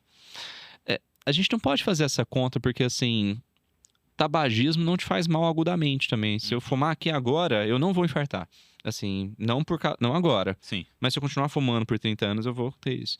Então, acho que o primeiro ponto é que o abuso de esteroides anabolizantes ele é crescente na população por causa de uma demanda maior. Você vai ver os super-heróis, eles são fortes. O bodybuilding ganhou muito a ideia das pessoas, mas assim, a gente tem que lembrar que se você não for campeão do Olímpia, você não está tendo benefício, está tendo risco aqui. E ao mesmo tempo que isso vem acontecido, veio uma promessa de segurança de muito médico responsável com a prescrição de esteroide anabolizante e que onde o calo apertava mesmo, esses pacientes estavam sequer sendo avaliados. Sim. Tem uma perguntinha que eu falo muitas vezes no consultório para o cara que está recebendo prescrição exógena. Sua pressão lá no consultório com o outro cara estava quanto?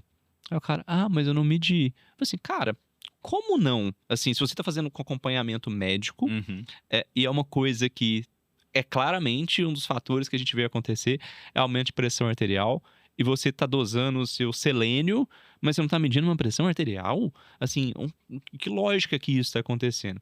Então a gente vê aumento substancial de pressão arterial, a gente vê aumento de LDL, colesterol, a gente vê redução de HDL, aumento do hematócrito, quanto mais hematócrito, a hemoglobina acaba subindo no sangue, o sangue fica mais viscoso. É uma situação protrombótica, então a chance de formação de coágulos é mais alta. E o que nos preocupa muito, o risco aterosclerótico, que hoje a gente entende que... Recentemente eu até postei um estudo que teve publicado no American College sobre isso, que quanto maior o tempo de exposição, maior o risco de formação de placas, tanto placas moles quanto placas duras de colesterol, placas sem cálcio por cima e placas com cálcio por cima. E o risco de insuficiência cardíaca, de cardiotoxicidade é altíssimo. E isso é um dos problemaços que a gente tem, porque esses pacientes são exageradamente subdiagnosticados quanto a isso. Eu não sei se é intencional ou se é falta de conhecimento, mas muitas vezes os prescritores sequer pedem um ecocardiograma para esses pacientes. Não sei se ele não quer se documentar contra ele para desestimular o paciente a utilizar e tudo mais. Insuficiência cardíaca é uma doença ruim. Era uma doença grave. Insuficiência cardíaca ela pode matar de 30% a 50% dos pacientes em 5 anos. É uma doença que ela é pior, muitas vezes, do que alguns tipos de câncer. E a gente está vendo insuficiência cardíaca em pacientes jovens. E ver insuficiência cardíaca em paciente jovem preocupa bastante, porque uma coisa é o paciente estar tratado, ele reduz absurdamente esse risco de 30% a 50%. Ele sequer está diagnosticado, muitas vezes, quanto a isso. Então, ele está se lesionando, não está tratando, está perdendo função cardíaca, aí começa aquele papo. Muitas vezes assim, não, ele cansa porque ele é grandão, ele cansa porque ele é fortão. Não é nada, porque ele congestiona de líquido no pulmão durante o esforço. Por isso que ele cansa. Tem estudo que fazendo o ecocardiograma dos pacientes no esforço que mostra que tem congestão pulmonar durante o esforço. Eles aumentam o tanto de líquido que tem depositado no pulmão. Para quem está ouvindo a gente, o pulmão é como se fosse uma esponja. Se você tem mais líquido nesse pulmão, a esponja fica mais pesada, fica mais difícil para respirar. Esses pacientes que têm insuficiência cardíaca, por esteroides anabolizantes, durante o esforço eles têm aumento substancial da congestão. Então, assim, esses caras estão subtratados, esses caras estão subdiagnosticados e muitas vezes eles acabam sendo vítimas do processo também, assim, porque eles acreditaram numa segurança. Eles foram assim, não, mas eu fui no médico e eu me senti seguro, eu fiz todos os exames. Quais exames? Assim, essa ideia de fiz todos os exames, não. Se você dosou o selênio e estava tudo bem, eu não esperava que o seu selênio fosse mudar com isso também. Mas se você se expôs a um LDL alto, e aí, isso é interessante. A gente estava falando há pouco tempo atrás que LDL alto é um dos problemas de saúde, tem muita gente meio que sendo permissivo com isso. Por que esses caras estão sendo permissivos com o LDL alto? Para manter um discurso e continuar sendo prescritor de coisa que sobe LDL. Então, existe um contexto global nessas coisas que é muito interessante. Isso não é só no Brasil, esse discurso tem, mídia americana de saúde, tem bastante. Na Europa nem tanto, né? É legal. Mas as americanas têm muito disso também. E eu vejo com muita preocupação. Quando você expõe um jovem ao uso de esteroides anabolizantes, você está causando muito problema para ele. Primeiro, você tem que perguntar, você tem desejo de ter filho? Às vezes não tem tanto a ver com cardiologia, mas você vai bloquear o eixo desse cara. Pode ser que ele perca a capacidade de fertilidade dele com isso. Isso foi questionado. Esse cara, a família dele, tem alguém com risco cardiovascular mais alto que você não avaliou? Eu tenho diversos pacientes com aterosclerose. Não é um, não é dois, não é três, não é quatro. Diversos pacientes que a gente diagnosticou doença coronariana, insuficiência cardíaca, que está tratando, que estava acompanhando com o médico 3, 4 anos antes, assim. Então, assim, muito cuidado com o uso, tem que ser muito responsável com isso, pensar 1 milhão de vezes antes de usar. A questão aqui não é julgar quem está usando nem nada. Eu faço coisa que provavelmente não faz bem para minha saúde também. também. Ontem eu comi um hambúrguer. Isso com certeza não foi uma questão de saúde, mas assim, a gente entender na hora que você vai tomar a decisão por colocar algo para dentro do seu corpo, que isso pode estar aumentando de forma substancial o seu risco. Tem estudo mostrando 50% de taxa de insuficiência cardíaca nessa população com uso abusivo. É muita coisa, 50%. Então, tomar muito cuidado. A gente está num ponto que me preocupa os próximos 5, 10 anos. Sim. Porque eu acho que não deu tempo da gente ver a tragédia que está sendo Exato. formada. Está um prédio sendo construído, só que tem um véu na frente desse prédio. Daqui a pouco esse prédio vai ficar muito grande. E aí, a gente tem um problemaço que é tirar depois do esteroide do cara. Porque ele se acostumou a ser super-homem. Exato. Esse cara que tá usando, ele tá adorando, pô. Ele tá dormindo 5 horas por noite, ele consegue fazer um treino intenso quase todos os dias, ele consegue fazer aeróbico bem, ele consegue ter libido lá no alto. E para tirar? Como é que a gente tira uma pessoa que está acostumada a ser super-homem para ser um homem normal, digamos assim? Como é que a gente vai lidar com esse crash hormonal? Esse processo é muito difícil ao mesmo tempo. Aí a pessoa pode vir aqui e falar assim: mas eu quero ser um super-homem. Ok, cocaína te dá esse bem-estar Exato. também, de se sentir muito bem. Mas cocaína vai aumentar seu risco de ter problema. A gente fala para você usar cocaína porque ela faz se você se sentir bem. Não, o excesso de esteroide, fique bem claro, tudo que eu falei aqui foi pro excesso, foi pro dose abusiva. A reposição são outros 500.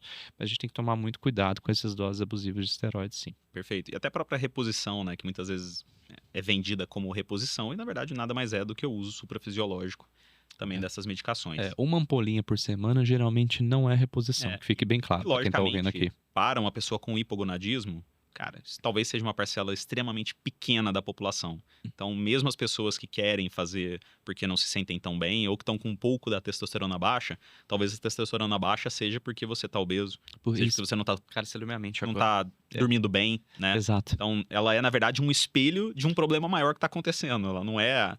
Tomar a testosterona em si não vai resolver o seu problema. E teve até um estudo esse ano, né, que foi publicado justamente nisso. Pacientes que tinham obesidade, um grupo era randomizado para ele tinha hipogonadismo, um grupo era randomizado para receber testosterona, o outro para tratamento de obesidade. No grupo que tratou a obesidade, a testosterona subiu mais do que o que recebeu testosterona. Então, isso é uma prova de conceito que testosterona, a gente olha muito testosterona e olha testo.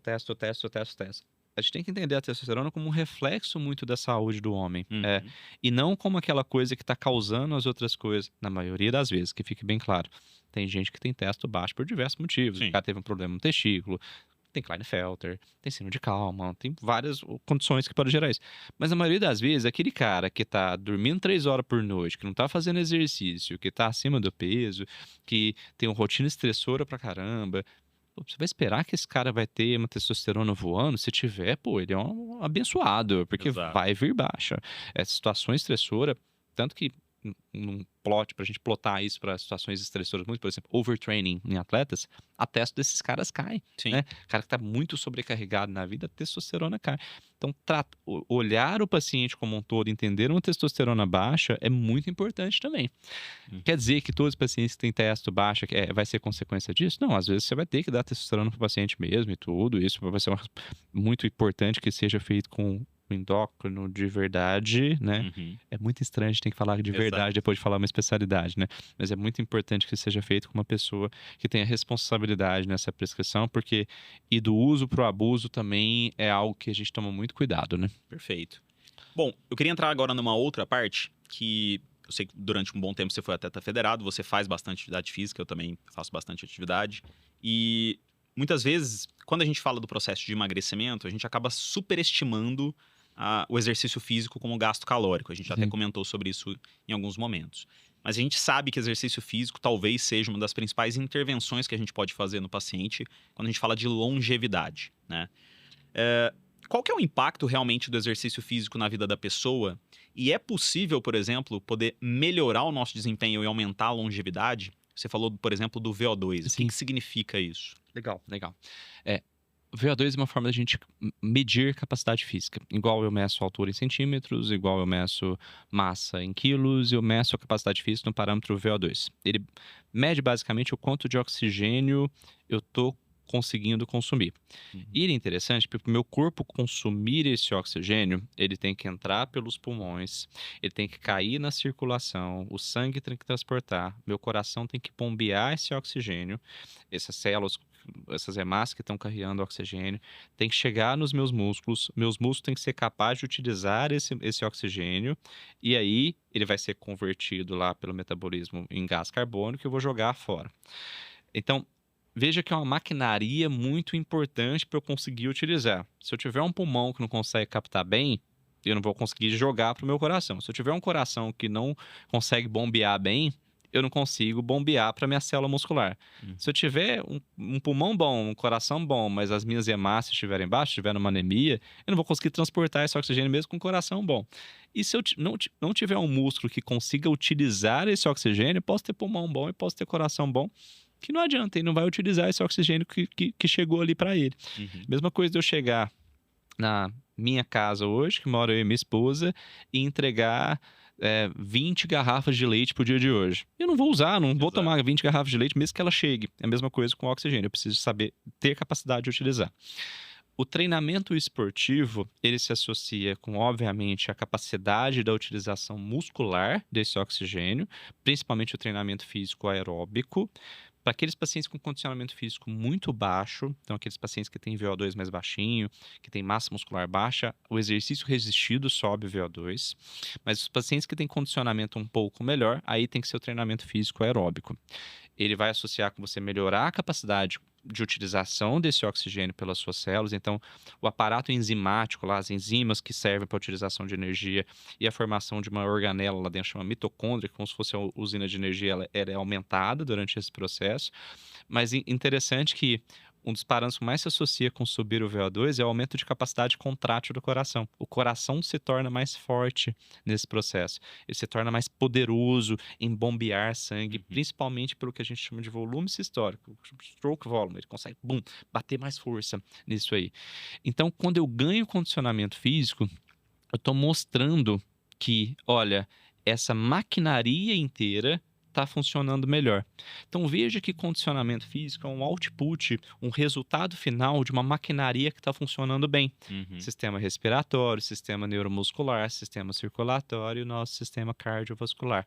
Então ele está olhando para muita coisa da nossa saúde.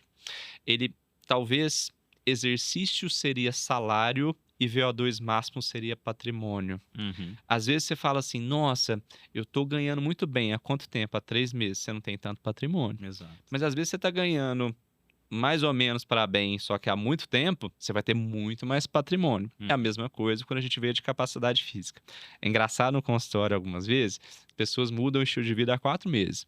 E elas querem vir com VO2 de atleta. Assim, não, calma. Esse é um processo de muito longo prazo, pelo menos de médio prazo ali. É interessante que, per si, quando a gente faz uma análise isolada, o VO2 de um paciente, a capacidade física aeróbica desse paciente, se associa diretamente com mortalidade. A curto prazo, quase nada. Nos primeiros 4, 5 anos de segmento, igualzinho. O grupo com muita capacidade física ou com baixa capacidade física. Num segmento de 15, 20, 30 anos, absurdo a diferença. Existe estudo mostrando 4 vezes menor mortalidade nos pacientes que tinham excelente capacidade física, superior capacidade física, comparado com o grupo que tinha capacidade física mais baixa. Mas aqui pode ter um viés. Óbvio, talvez no grupo de capacidade física mais baixa, você estava colocando um paciente que tinha doença pulmonar, um paciente que tinha doença cardiovascular, tinha uma doença reumatológica com efeito muscular, então isso poderia estar enviesado. Então, vamos tentar colocar mais robustez a esse conceito. Vamos ver a variabilidade. Aquele paciente que tinha capacidade física alta e reduziu, e aquele paciente que tinha capacidade física baixa e aumentou. Aí mostra benefício da mesma forma para o grupo que consegue subir e mostra malefício para o grupo que cai.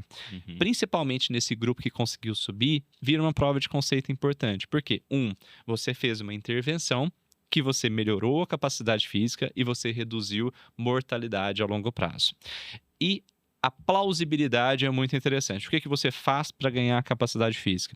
exercício físico. Exercício físico, a plausibilidade e benefício é muito grande. Então, assim, por mais que não exista um estudo duplo cego randomizado, porque é impossível fazê-lo para exercício físico como um output de saúde, a robustez de dados de capacidade física aeróbica é muito grande, e talvez o grande dado de saúde do indivíduo. De forma que a gente avaliar a capacidade física de uma pessoa no consultório, talvez seja o dado isolado com maior valor prognóstico, ou seja, que mais me fala da chance desse paciente ter problemas de saúde a longo prazo, inclusive do ponto de vista oncológico. Sim. Teve um estudo muito legal esse ano que paciente pós Câncer de tratamento colo. de câncer de intestino, esses pacientes com exercício programado tiveram uma taxa de recidiva do câncer 20% menor do que o do... Não foi quimioterapia aqui, não foi remédio, não foi radioterapia, foi exercício físico. Obviamente, eles fizeram tratamento para câncer, fica bem claro para quem está ouvindo aqui, a gente aqui. Mas o exercício depois reduziu bastante a chance desse cara ter novamente alguma coisa. E geralmente aumenta também, né? Vários estudos mostraram que uma capacidade física prévia à cirurgia ou até o quadro oncológico melhor aumenta até, vamos dizer assim, melhora a capacidade da pessoa de resistir à doença. Tolerabilidade né? ao tratamento, exatamente. tudo, né? Tudo isso também tem um... Isso é muito influência. plausível, né? Não, Assim, e é bem interessante quando a gente olha principalmente os valores muito baixos de VO2. Alguns estudos mostram mortalidades parecidas até com pessoas que são tabagistas, por sim, exemplo. até maior, né? Até maior. Eu tenho minha dúvida quanto a isso, assim, porque quando eu falo isso, eu fico com medo das pessoas ficarem com maior permissividade ao tabagismo. Então, então é tipo não fazer exercício físico, tabagismo? Pô, meu vô não fazia. Porque muitas vezes os grupos que tinham baixa capacidade física também eram paciente Exato. tabagista, né? Então, assim, o próprio tabagismo se associa com perda de capacidade física. Então, eu tenho uma ressalva em entender isso aqui também. Mas, de fato, isso vira uma baita prova de conceito, né? Vem desse estudo que a gente falou do quadruplicar a questão. Mas de fato, aí eu acho que a gente tem que olhar para isso como um dado de saúde. Não é necessário. Eu gosto mais do dado para uma pessoa normal do que para o atleta. Assim, é para o atleta. O atleta tem vários outros resultados que ele consegue mensurar que não o VO2, que talvez sejam mais importantes para ele. Uhum. Não adianta, quem ganha medalha de ouro na Olimpíada não é o VO2 mais alto. Deixa eu fazer uma ergospiro sua, você ganhou medalha de ouro. Não, é quem chega mais rápido. Então, aí tem técnica, tem economia de energia, qual que é a altura do cara, a resistência do ar que ele tem, a relação watts-quilo no ciclismo, a técnica na natação. Então, tem um monte de coisa outro que é levado em consideração. Mas como um dado de saúde, é um dado importantíssimo de saúde que a gente pode trazer. Nos estudos com tratamento de obesidade, os que analisaram capacidade física mostraram substancialmente ganho de capacidade física com a intervenção. Tem um estudo com liraglutida, que o nome comercial é o Saxenda e agora tem o Oliri, né? Que eles pegaram os pacientes que tinham obesidade e que eles faziam intervenções. Tinha intervenção exercício, tinha intervenção liraglutida e tinha intervenção exercício liraglutida. Obviamente, o grupo que mais perdeu peso foi o exercício mais liraglutida. Mas o grupo liraglutida ganhou capacidade física, mas o ganho de capacidade física no grupo exercício mais liraglutida foi absurdo, assim, comparado com os outros grupos. Ou seja, você quando combina as duas coisas, a gente trazendo para o tema obesidade aqui, é muito benéfico para o paciente nesse sentido também. Perfeito. E quando a gente fala, por exemplo, de outros tipos de exercício, né? Talvez o Peter Attia, que tem o livro Outlive, né, que é um pouco diferente, mas foi uma das inspirações pra gente também. Ele fala bastante sobre não apenas o exercício aeróbico, como exercício de força também, e inclusive exercícios, talvez se a gente pode falar ali de flexibilidade, de estabilidade, de equilíbrio. Né?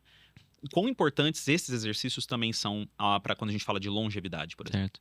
Talvez menos importantes do que a capacidade física aeróbica, mas talvez mais importantes que a grande maioria dos dados de saúde que a gente olha. Quanto mais força eu tenho, mais possibilidade de viver mais tempo eu tenho. Isso, deixa eu trazer algo óbvio aqui. Se eu me levantar dessa cadeira aqui hoje, provavelmente não vai ser difícil. Mas aos meus 90 anos, levantar da privada provavelmente vai ser algo que vai começar a se tornar mais difícil. Quanto mais músculo eu consigo desenvolver hoje, mais improvável que aos meus 90 anos de idade eu tenha dificuldade para me levantar da privada. Então, a priori, é no mínimo um ganho de liberdade. No mínimo, na pior das hipóteses. Mas existe uma associação direta com força, apreensão palmar, que às vezes dá para fazer, dependendo no consultório, para quem tem para fazer isso, circunferência de panturrilha, exceto pacientes que têm edema, que fique bem claro, como dados. Então, a quantidade de músculo se associa com redução de mortalidade por todas as Tem gente causas que faz, também. por exemplo, lógico que é um exame mais invasivo e tudo mais, mas a ressonância em cortes Sim, da coxa consegue mostrar a lipossubstituição, entre sim. outras coisas que também indicam um pouco dessa qualidade Tem muscular. até aquela foto, né, do triatleta de 70 anos e uma Exatamente. pessoa normal de 70 anos, né? Até eu já postei isso lá uma vez, que, pô, é legal demais aquilo, Exato. né? Você vai ver, pô. Então, isso aqui lá é construído a longo prazo, né? E assim, é interessante. Pessoas tem um estudo legal de pessoas que têm aos 30 anos de idade, que mantiveram o mesmo peso durante a vida, eh, comparada lá pelos 65, 70 anos de idade. Se eu não me engano, foi essa a idade no final que eles compararam.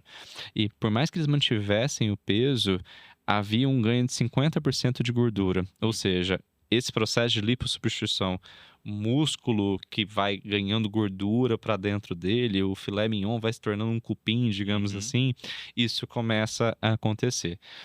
Isso é inevitável. O tempo vai gerar isso na gente. Tanto que você não vê atletas olímpicos de 60 anos de idade. Então, isso. A questão é o quanto tempo vai gerar isso na gente. Se esse processo vai ser acelerado ou não. Isso se aplica para a massa muscular, isso se aplica para a capacidade física aeróbica da mesma forma. Hoje, capacidade física aeróbica está sendo legal, que a gente está vendo muita atleta master com baita capacidade física Exato. aeróbica sustentada. Só que aí entra um ponto. Quanto mais velha a pessoa tá ficando, e não no sentido ruim da palavra velha, tá ganhando mais idade, digamos assim, mais importante é o fator equilíbrio para ela. Primeiro, que tem uma tendência de perda, e segundo, que muitas das lesões se dão pela dificuldade de controle neuromotor e alguns processos. Exemplo, descer escada. Uhum. Aquele cálculo de descer, de onde você vai pisar o pé, ele vai se tornando mais dificultoso.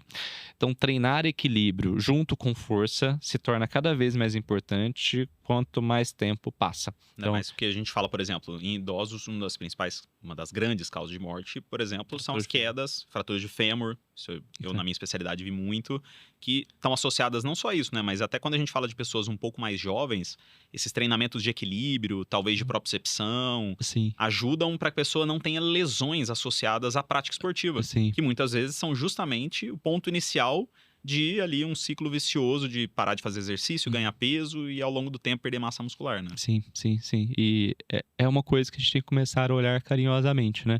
Tanto para prevenção quanto para reabilitação ali, que aí ganha bem valor um fisioterapeuta bom, um profissional de educação física bom, que olha para isso, que coloca na perspectiva de treinamento da pessoa isso da mesma forma, não necessariamente só a carga que ela está pegando. Então, esses são dados de valências físicas que a gente está cada vez dando mais valor de saúde para as pessoas. Perfeito.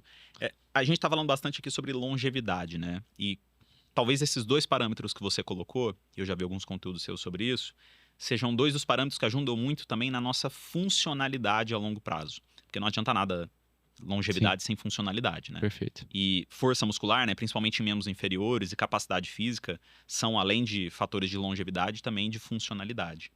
Mas quando a gente fala de longevidade, talvez as três grandes intervenções seriam justamente a pessoa manter força muscular em membros inferiores, ter uma boa capacidade física, e talvez mais uma coisa que seja não fumar, Não fumar, exato. né? Que infelizmente a gente tem visto. Felizmente a gente viu uma mudança importante com as políticas, até mesmo públicas, do tabagismo. E Houve uma parabéns pro diminuição. Brasil aqui, né? Exatamente. Porque a gente deu aula pro mundo nisso Foi. aqui. A gente foi bom nisso Conseguiu aqui. diminuir bastante. Porém, talvez até com facilitadores, né? Como o vape e até as próprias drogas, principalmente talvez a maconha, a gente viu um aumento, tem visto um aumento expressivo do tabagismo nos adolescentes, principalmente. Como é que você vê isso pensando a curto e a longo prazo? Quais são os malefícios, não apenas na parte da saúde, mas até, por exemplo, na parte psiquiátrica, como o uso de substâncias? Muita preocupação mesmo. A gente vai ter, daqui a 20, 30 anos, pessoas de 40 e poucos anos com 20, 30 anos de exposição a tabagismo por causa desse maldito do vape. E é engraçado, eu trabalhei em pronto-socorro por muito tempo. E quando chegava jovem com pneumonia, fuma? Não. Usa vape? Sim. Exato. Até para quem é médico estiver ouvindo a gente, não entenda que as pessoas entendam o vape como tabagismo. E é tabagismo. Até o hormônio, né? Você toma medicamento? Não. Não tomo. E suplementa. Nada? Sim, Suplementa? essa lista de remédio aqui, toma um né? hormôniozinho aqui também. Então, isso é um cuidado muito grande que a gente tem que ter. Para quem tem filho adolescente, perguntar nisso ativamente. Pô, na porta das escolas vende hoje. Sim. É um absurdo o uso E o disso. vape, ele tem uma característica muito interessante, que na verdade a indústria conseguiu diminuir demais o estigma que tinha, né? Sim. A própria fumaça hoje em Pô, dia não é tão Se o danosa chefe do assim, fundo né? de investimento usa vape, o pessoal Exatamente. usa na reunião, Exato. assim, pô, e é aquela coisa, é um alívio fácil, entra naquela ideia, mesmo que a gente ia falar do alimento, né? Uhum. Você tem uma rotina estressora ao extremo, você tem um alívio fácil. Será que esse alívio fácil, ele tem que ser necessariamente algo que vai te dar um piripaque, ou a gente pode pensar em buscar outra estratégia? E que fique bem claro, não é julgamento de valor aqui também. É difícil parar de fumar, seja cigarro convencional, seja vape, mas estratégias para tratamento disso duplicam e triplicam o sucesso terapêutico. Então, e ela depende da sua vontade de parar de fumar. Não adianta você ter o melhor remédio do mundo, tomar todo dia se você não quiser parar de fumar. Mas se você tiver com vontade de parar de fumar, inclusive quem está ouvindo aqui, pô, minha esposa trabalha com isso. É muito legal ver ela fazendo uma teleconsulta sobre esse assunto. Assim, ver a consulta eu não vejo, mas assim, às vezes ela faz teleconsulta do escritório lá de casa, e você fala assim, cara, ela tá olhando pro paciente o hábito inteiro dentro dela do dia. Pra quem quiser, siga lá, @doutora Paula Faria, ou vê pelo meu Instagram, ela tá lá direto. É muito legal que o quanto o entendimento do hábito, da rotina de o que você faz quando você acorda? Ah, não, eu vou tomar café, aí eu acendo o cigarro. Não, você não vai fazer isso mais. Você vai acordar, você vai tomar banho. Assim, são coisas simples que dão muito certo, assim, E o tabagismo, ele tá muito intrincado ali, né? Muito dentro da rotina da Sim. pessoa. Diferente da droga, talvez, que é um pouco mais difícil. O tabagismo é quase parte Tá no da vida dia, dela. né? Vou passar um Assim, café e fumar. eu Vou ali, desço vou pra fumar. almoçar do consultório, ali é muito legal. Na frente ali o meu consultório ele fica num complexo que tem restaurantes e tudo mais. E na frente ali da hora do almoço, tá a turminha do cigarro todo dia, a mesma turma, assim. Então, porque eles precisam disso, do alívio dele. Então, existe uma dependência habitual, muitas vezes algum componente de dependência emocional e uma dependência química. Sim. Aqui nesse processo. Então, se você se tratar só a dependência química, às vezes não funciona. Às vezes tem o paciente que o pessoal tenta entender melhor o que é a maior dependência desse paciente. E que fique bem claro, parar de fumar é muito bom. Não é só fumar é muito ruim. Exato. O parar é muito bom também. A gente às vezes pensa, não, vou parar com isso, eu vou sofrer, que eu vou ficar sem uma coisa boa. Não é nada, você vai sentir um monte de coisa boa na sua vida. Você vai melhorar a sua capacidade física, você vai sentir mais conforto para fazer toda e qualquer atividade. Você vai fazer turismo, você vai cansar menos, você vai pedir menos para sua esposa parar, você vai sentir gosto das coisas boas. Você vai descobrir que as coisas têm cheiro. Você não sabe que as coisas têm cheiro quando você tá fumando. Você vai começar a sentir, pô, que legal passar por aqui, tem um cheirinho de laranja. Então você vai sentir, você vai dar mais permissividade pro seu corpo sentir as coisas do mundo, e isso é bom pra caramba, né? Então parar de fumar é legal também, não é só ruim fumar. Assim, parar de fumar tem um lado muito positivo pra saúde. Perfeito. Bom, Silvio, já caminhando aí pro final da nossa conversa, já estamos mais de 1h30 conversando aqui. Inclusive, eu queria pedir pro pessoal que está acompanhando aqui, não apenas curtir o nosso vídeo, mas também comentar aqui alguma dúvida, algo que queira saber, porque vai ser um prazer pra gente também, logicamente, responder. E, por favor, se inscrever no nosso canal, até porque assim, se inscrevendo, você não só acompanha tudo que vem pela frente, mas também possibilita que a gente chegue a cada vez mais pessoas e consiga espalhar essas informações de qualidade, né, Silvio? Mas eu queria talvez aí, como última pergunta, trazer talvez o pilar mais subestimado que a gente tem dentro de saúde, que é o sono, né? Você falou muito bem, talvez, sobre a pressão que a gente tem por desempenho, as pessoas precisam de resultado, e muita gente acha até bonito dormir pouco, né? Sim. A pessoa é extremamente produtiva e dorme 4 horas. Eu diria que se ela dormir 7 horas, ela vai ser mais produtiva do que ela é hoje. Né? Então, eu queria saber de você, na verdade, quais são os impactos que a gente não consegue ver tão claramente de uma noite mal dormida, tanto na saúde geral, quanto, por exemplo, na saúde cardiovascular. Eu já fui um desses. Eu jurava... Quando a gente faz residência, a gente se adapta a dormir pouco. Sim. Né? Pô, 4 horinhas e pouco por noite, você consegue tocar o dia bem. Mais ou menos, né? Você é sofrido pra acordar e tudo, mas você toca. E aí, você começa a carreira como médico ali, você fala assim, cara, ok, eu vou manter essa rotina e você vai tocando bem. E depois, você tira um mês de férias e dorme bem, você vê assim, uai, essa disposição que eu tenho aqui, eu não tinha antes, não. Uhum. Que coisa estranha esse tal de dormir, parece que faz bem mesmo, né? Eu brinco com todo mundo, o melhor pré-treino que existe na medicina é do sono bom, né? Quando você dorme bem, parece que tudo funciona. Até seu corpo fica mais bonito no outro dia. Não sei se você já notou isso, assim. Pô, você dorme bem, dá uma limpada nas coisas, então é bom pra caramba. Mas enfim, a gente tem algumas provas de conceito bem interessantes. Trabalhadores noturnos têm maior taxa de diabetes. O perder o sono se associa com agudamente aumento da resistência periférica insulínica. Então, assim, se você dormiu mal uma noite, no outro dia você já piora a resistência periférica insulínica. E quem tá ouvindo aqui a gente, percebe aquele dia que você dorme mal, o tanto que você aumenta o ímpeto por alimentos hiperpalatáveis. Sim. Assim, eu lembro, uma vez eu dei um plantão, eu tava de mudança. E aí eu dei o plantão, trabalhei de manhã e fui fazer minha mudança à tarde. Eu lembro que eu almocei, deu 2 horas depois, eu tava morrendo de fome de novo. Uhum. Pensei, cara, não é possível o que isso tá acontecendo. E a gente vai entendendo esse processo depois, a gente vai estudando e vendo na gente, né?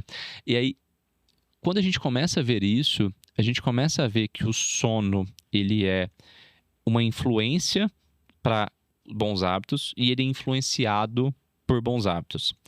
Acontece que hoje a nossa exposição a coisas que não permitem que a gente entender que é a hora de dormir é cada vez maior. Exato. O celular tá de noite, o seu colega do trabalho te manda uma mensagem às 9h40 da noite, te preocupa e você não vai dormir depois. Inclusive, não manda mensagem de trabalho para as pessoas depois das 8 da noite, por favor, que não seja urgente, né, gente? Assim, Exato. às vezes você tá ativo, mas a pessoa não tá. Ah, mas é só para ela ver amanhã, mas ela viu. Assim, pô, você não vai saber que horas ela vai ver. Então, ajuda seu coleguinha de trabalho também a ter saúde. É só no celular do trabalho, mas, pô, notificou, ele vai ficar curioso, tem tudo isso também. E muitas vezes as sobrecargas que a gente tem durante a vida influenciam pra gente no sono. Tanto sobrecargas psicológicas quanto físicas. Exemplo, filho pequeno. Sim. Você tá com um filho pequeno, você vai dormir, ele vai acordar de noite, pode ser que ele chore e você vai ter que ir lá acudi-lo.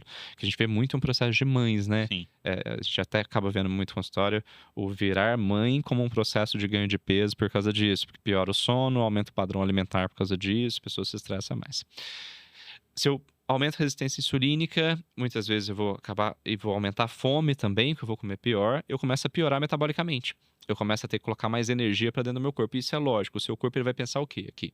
Olha, eu dormi pouco, eu tô fadigado. Se eu tô fadigado, o que eu preciso? Brilhante, energia. Então vou atrás de energia. Então você busca essa energia e se associa com ganho de peso. Você vai ganhando peso, você piora metabolicamente. Às vezes você ganha peso, aumenta o quanto de depósito de gordura tem na sua veia aérea, que é ao redor da veia aérea. Você começa a roncar um pouco mais. Aí você começa a ter a apneia do sono. Aí o seu sono começa a perder qualidade. Então o seu pouco sono já começa a ser pior ainda. E vira aquele ciclo vicioso. Então se a gente não olhar para o sono como uma parte muito importante da saúde, isso começa a se tornar um problema muito grande a médio e longo prazo. De forma que é difícil tratar agudamente. Então, assim, a gente às vezes quer aquele remedinho que vai resolver o sono de uma vez. Aí a pessoa chega na internet, eu descobri que tomar melatonina resolve meu sono. Eu descobri que o magnésio tal tipo, o treonato é bom para o sono. Ajuda um pouquinho a depender do caso, do contexto e tudo. Mas o contexto global é muito importante para entender o sono da pessoa. Então, aquelas estratégias de higiene do sono, tentar tirar tempo de tela durante a noite. Se for uma pessoa que tem dificuldade para dormir, às vezes tirar o exercício da noite. A gente está falando de exercício do benefício aqui agora, mas às vezes o pico de adrenalina para essa pessoa fazer um treino às 9 horas da noite, para ela não ajuda ela a dormir. Então, às vezes, tem que mudar o horário de rotina. Aumentar a exposição à luz durante o dia, pelo período da manhã, para o corpo entender o que é dia, o que é noite. Tentar tirar a exposição à luz durante a noite, às vezes trocar a televisão por um livro. Tentar tirar esse excesso de estímulo que muitas vezes a gente acaba tendo e que o mundo nos traz esse excesso de estímulo hoje, né? Exato. E tem um problema hoje que eu vejo muitos pacientes me referirem, que falam assim, cara, meu dia é muito corrido, eu acordo cedo, eu levo meus filhos para a escola, eu vou trabalhar, eu volto, aí eu vou pra academia, aí eu volto, aí a hora que eu posso descansar um pouquinho, eu quero uma tela, eu quero ter aquela coisa para eu assistir alguma coisa que me relaxa e tudo, só que isso me atrapalha o meu sono, aí eu durmo pouco, só que ao mesmo tempo eu quero ter aquela liberdade de ter 1 ou 2 horas do meu dia que eu não tô tendo nenhum compromisso, para não ficar com aquele dia totalmente mecânico. Então vejo que a gente tem um problema muito complexo, um problema social que muitas vezes a gente acaba tendo também nesse sentido. E que a gente acaba tendo que fazer reestratégia para entender o dia. do paciente. Muitas vezes no consultório eu pergunto como é que é a sua rotina. Porque se eu não entender a rotina da pessoa, Exatamente. é extremamente difícil você fazer qualquer proposta nesse sentido também. E muitas vezes vai ter paciente que vai precisar de remédio para dormir. Vai ter que sentar com o especialista em sono e entender o padrão dele e alguma coisa para tentar corrigir a coisa. Mas é muito importante que a gente não coloque remédio de olho fechado para isso. Ah, não, eu descobri, meu amigo usa Zolpidem para dormir aqui, eu tô precisando dormir, põe o Zolpidem. O que você se tornou dependente do Zolpidem a médio e longo prazo e você não resolveu o seu problema. Você criou mais um problema aqui. Então, se isso é um problema, busque ajuda. Pega um especialista em sono, senta com ele, conversa sobre isso, porque isso vai te ajudar da mesma forma. Cada vez mais em medicina hoje, não sei se você tem essa impressão, mas eu fui ensinado que a medicina ficaria dividida em subespecialidades e que você deveria ser um subespecialista. E hoje eu vejo que é o contrário, que a medicina está dando um passo. Se você não entender a base da coisa, é impossível você entender a subespecialidade. Então, se eu não der um passo para trás da minha cardiologia, olhar para a clínica médica, ver que existe a endocrinologia, a psiquiatria, que existe várias outras coisas, que existe a ortopedia, eu não consigo resolver a subespecialidade da arritmia no final das contas. Que às vezes o paciente que veio com arritmia para mim tinha apneia do sono. E que às vezes a apneia do sono está associado com essa doença arritmia, que eu posso dar um bom antiarrítmico para ele, mas eu não resolvi o problema desse paciente. Então, olhar para ele como um todo é importante do mesmo jeito. Perfeito, e eu acho que é exatamente isso, né? Durante minha formação, eu tive a sorte de ter profissionais que traziam essa necessidade, tanto do olhar mais integral, e aí quando a gente fala isso, talvez esse termo tenha sido um pouco deturpado dentro da medicina, mas entender a vida do paciente, e entender que, inclusive, um bom tratamento depende do paciente, porque a gente sempre teve essa noção de que, não, o médico faz o meu tratamento da saúde. Não, pelo contrário, o médico ele precisa entender a sua rotina, justamente o que você falou, né? Todo mundo tem 24 horas? Todo mundo tem 24 horas. Só que nem todo mundo tem as mesmas 24 horas. Sim. E, logicamente, tem gente que acaba justificando não fazer as coisas porque tem alguma dificuldade. Eu diria que assim, tudo bem, pode ser que você não consiga fazer tudo aquilo que a gente falou aqui como seja mais saudável, vai te trazer mais longevidade, vai trazer mais funcionalidade. Mas o que você conseguir aplicar dentro da sua vida, com certeza vai trazer benefícios. Sem dúvidas. Então é tentar justamente pegar o que a gente tem de evidência, pegar o que existe de robusto na literatura e tentar aplicar ao máximo dentro da rotina do paciente para que isso seja sustentável.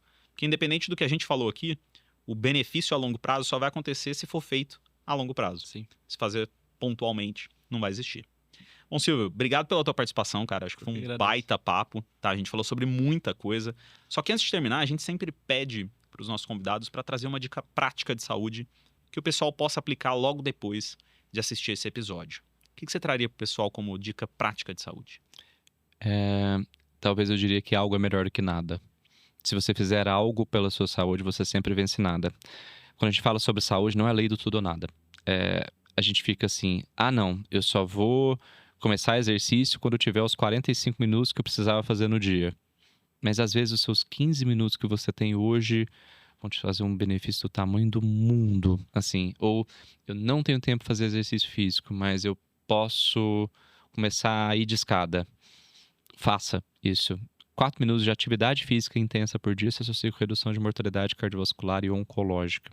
Isso não vai gastar muita caloria no seu dia, mas vai te dar benefício. 4 minutos. 4 minutos de atividade, não exercício. Ou seja, subir escada, correr atrás do ônibus, fazer essas coisas tem benefício também.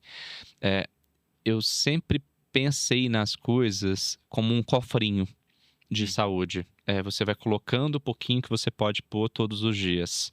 Se a gente sempre pensar que eu preciso estabelecer aquelas metas que muitas vezes a gente fala errado para o paciente, de, não, você tem que fazer 150 minutos de atividade física por semana.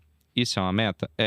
Mas às vezes a pessoa que tem 120, se ela entendeu que ela não 150 é o mínimo, ela não vai fazer 120. Então, fazer algo vai ser sobrepujante a nada. Se você tiver o que você puder fazer, faça. Não, eu tenho possibilidade de no meu médico de família e na UBS avaliar a minha saúde, mas hoje eu não tenho, por exemplo, capacidade de comprar um análogo de LP1, porque para mim a condição financeira atual tá cara. Vai, avalia. Você tem, isso não quer dizer que você não tem benefício para sua saúde de uma avaliação clínica, de uma intervenção não farmacológica, de outras intervenções farmacológicas também. Às vezes você tira um insight dessa conversa que você vai ter com o seu médico, ou com o seu nutricionista, ou com um profissional de saúde, que vai te ajudar a ter esse processo. Então, a somatória de várias pequenas coisas tem muito, muito, muito benefício. Então, seria o recado. Algo vence nada sempre. Perfeito. Como é que o pessoal pode acompanhar mais o seu trabalho? Lá no Instagram, @DrDr, Silvio Pova JR. Eu tô por lá. Eu tenho um podcast, chama O Caminho com o Dr. Silvio Pova. Você consegue ver lá, no qual eu entrevisto alguns colegas médicos sobre alguns temas de saúde. Aí a gente falou sobre obesidade. Tem um episódio só de tabagismo, que tá muito, talvez seja os episódios mais legais. É o que tem sobre tabagismo ali também. Até atleta olímpico eu consegui trazer lá, foi super legal. Fiquei super feliz. A gente tá com uma pausa nesse meio tempo por causa de uma correria, mas você consegue achar no podcast lá pra gente também. Geralmente a maioria do meu conteúdo é produzido no Instagram. Então, quem quiser achar a informação mais atual que tem lá, procura pelo Instagram que a gente tá lá. E tem outros vídeos que eu tenho em outros podcasts aqui. Se você me procurar Silvio Pova, porque eu fui em outros podcasts também. Quero ver alguma outra informação sobre algum outro tema que a gente já falou por aí. Tamo também, só procurar meu nome que você consegue achar em todas as plataformas de streaming aí. Perfeito, Silvio. Mais uma vez, muito obrigado pela sua participação. Parabéns pelo trabalho que você desenvolve e espero contar contigo também em outras oportunidades. Foi um prazer. Eu adoro o trabalho de vocês. Tenho ouvido bastante, então eu estava muito estimulado para vir. Que bom que a gente teve aqui hoje, a gente teve essa oportunidade para falar sobre isso. E obrigado para quem ficou com a gente até o final aqui, que está tirando um tempinho do dia para ouvir sobre saúde, né? Isso é legal também. Então, você que está ouvindo a gente aqui, que bom que você esteve aqui com a gente. Perfeito. Talvez seja o primeiro passo realmente para cuidar da nossa saúde. Exatamente. O awareness é o primeiro passo. Sempre sei. Bom, se você gostou da nossa conversa de hoje, não deixe de se inscrever no nosso canal e ativar o sininho das notificações para não perder os próximos episódios. Toda semana a gente vai trazer informação de qualidade, de confiança, baseada em ciência e focada naquilo que realmente faz a diferença para você viver mais e melhor. Você também pode preencher o nosso formulário de clareza, que vai estar aqui fixado na descrição do vídeo, para entender um pouco o quão caótica a sua vida está. E se você, por exemplo, quer entender como você consegue aplicar princípios alimentares, princípios de treinamento da sua temperança, da sua força de vontade, para conseguir emagrecer, para manter o seu peso, para melhorar a sua saúde como um todo, você também pode conhecer um pouco mais sobre o Pacto da Altilive, que vai estar lá também no seu formulário. Você também pode seguir nas nossas redes sociais e continuar conectado conosco e com a sua saúde. Todos os links vão estar aqui na descrição do vídeo. Obrigado pela sua atenção e até a próxima.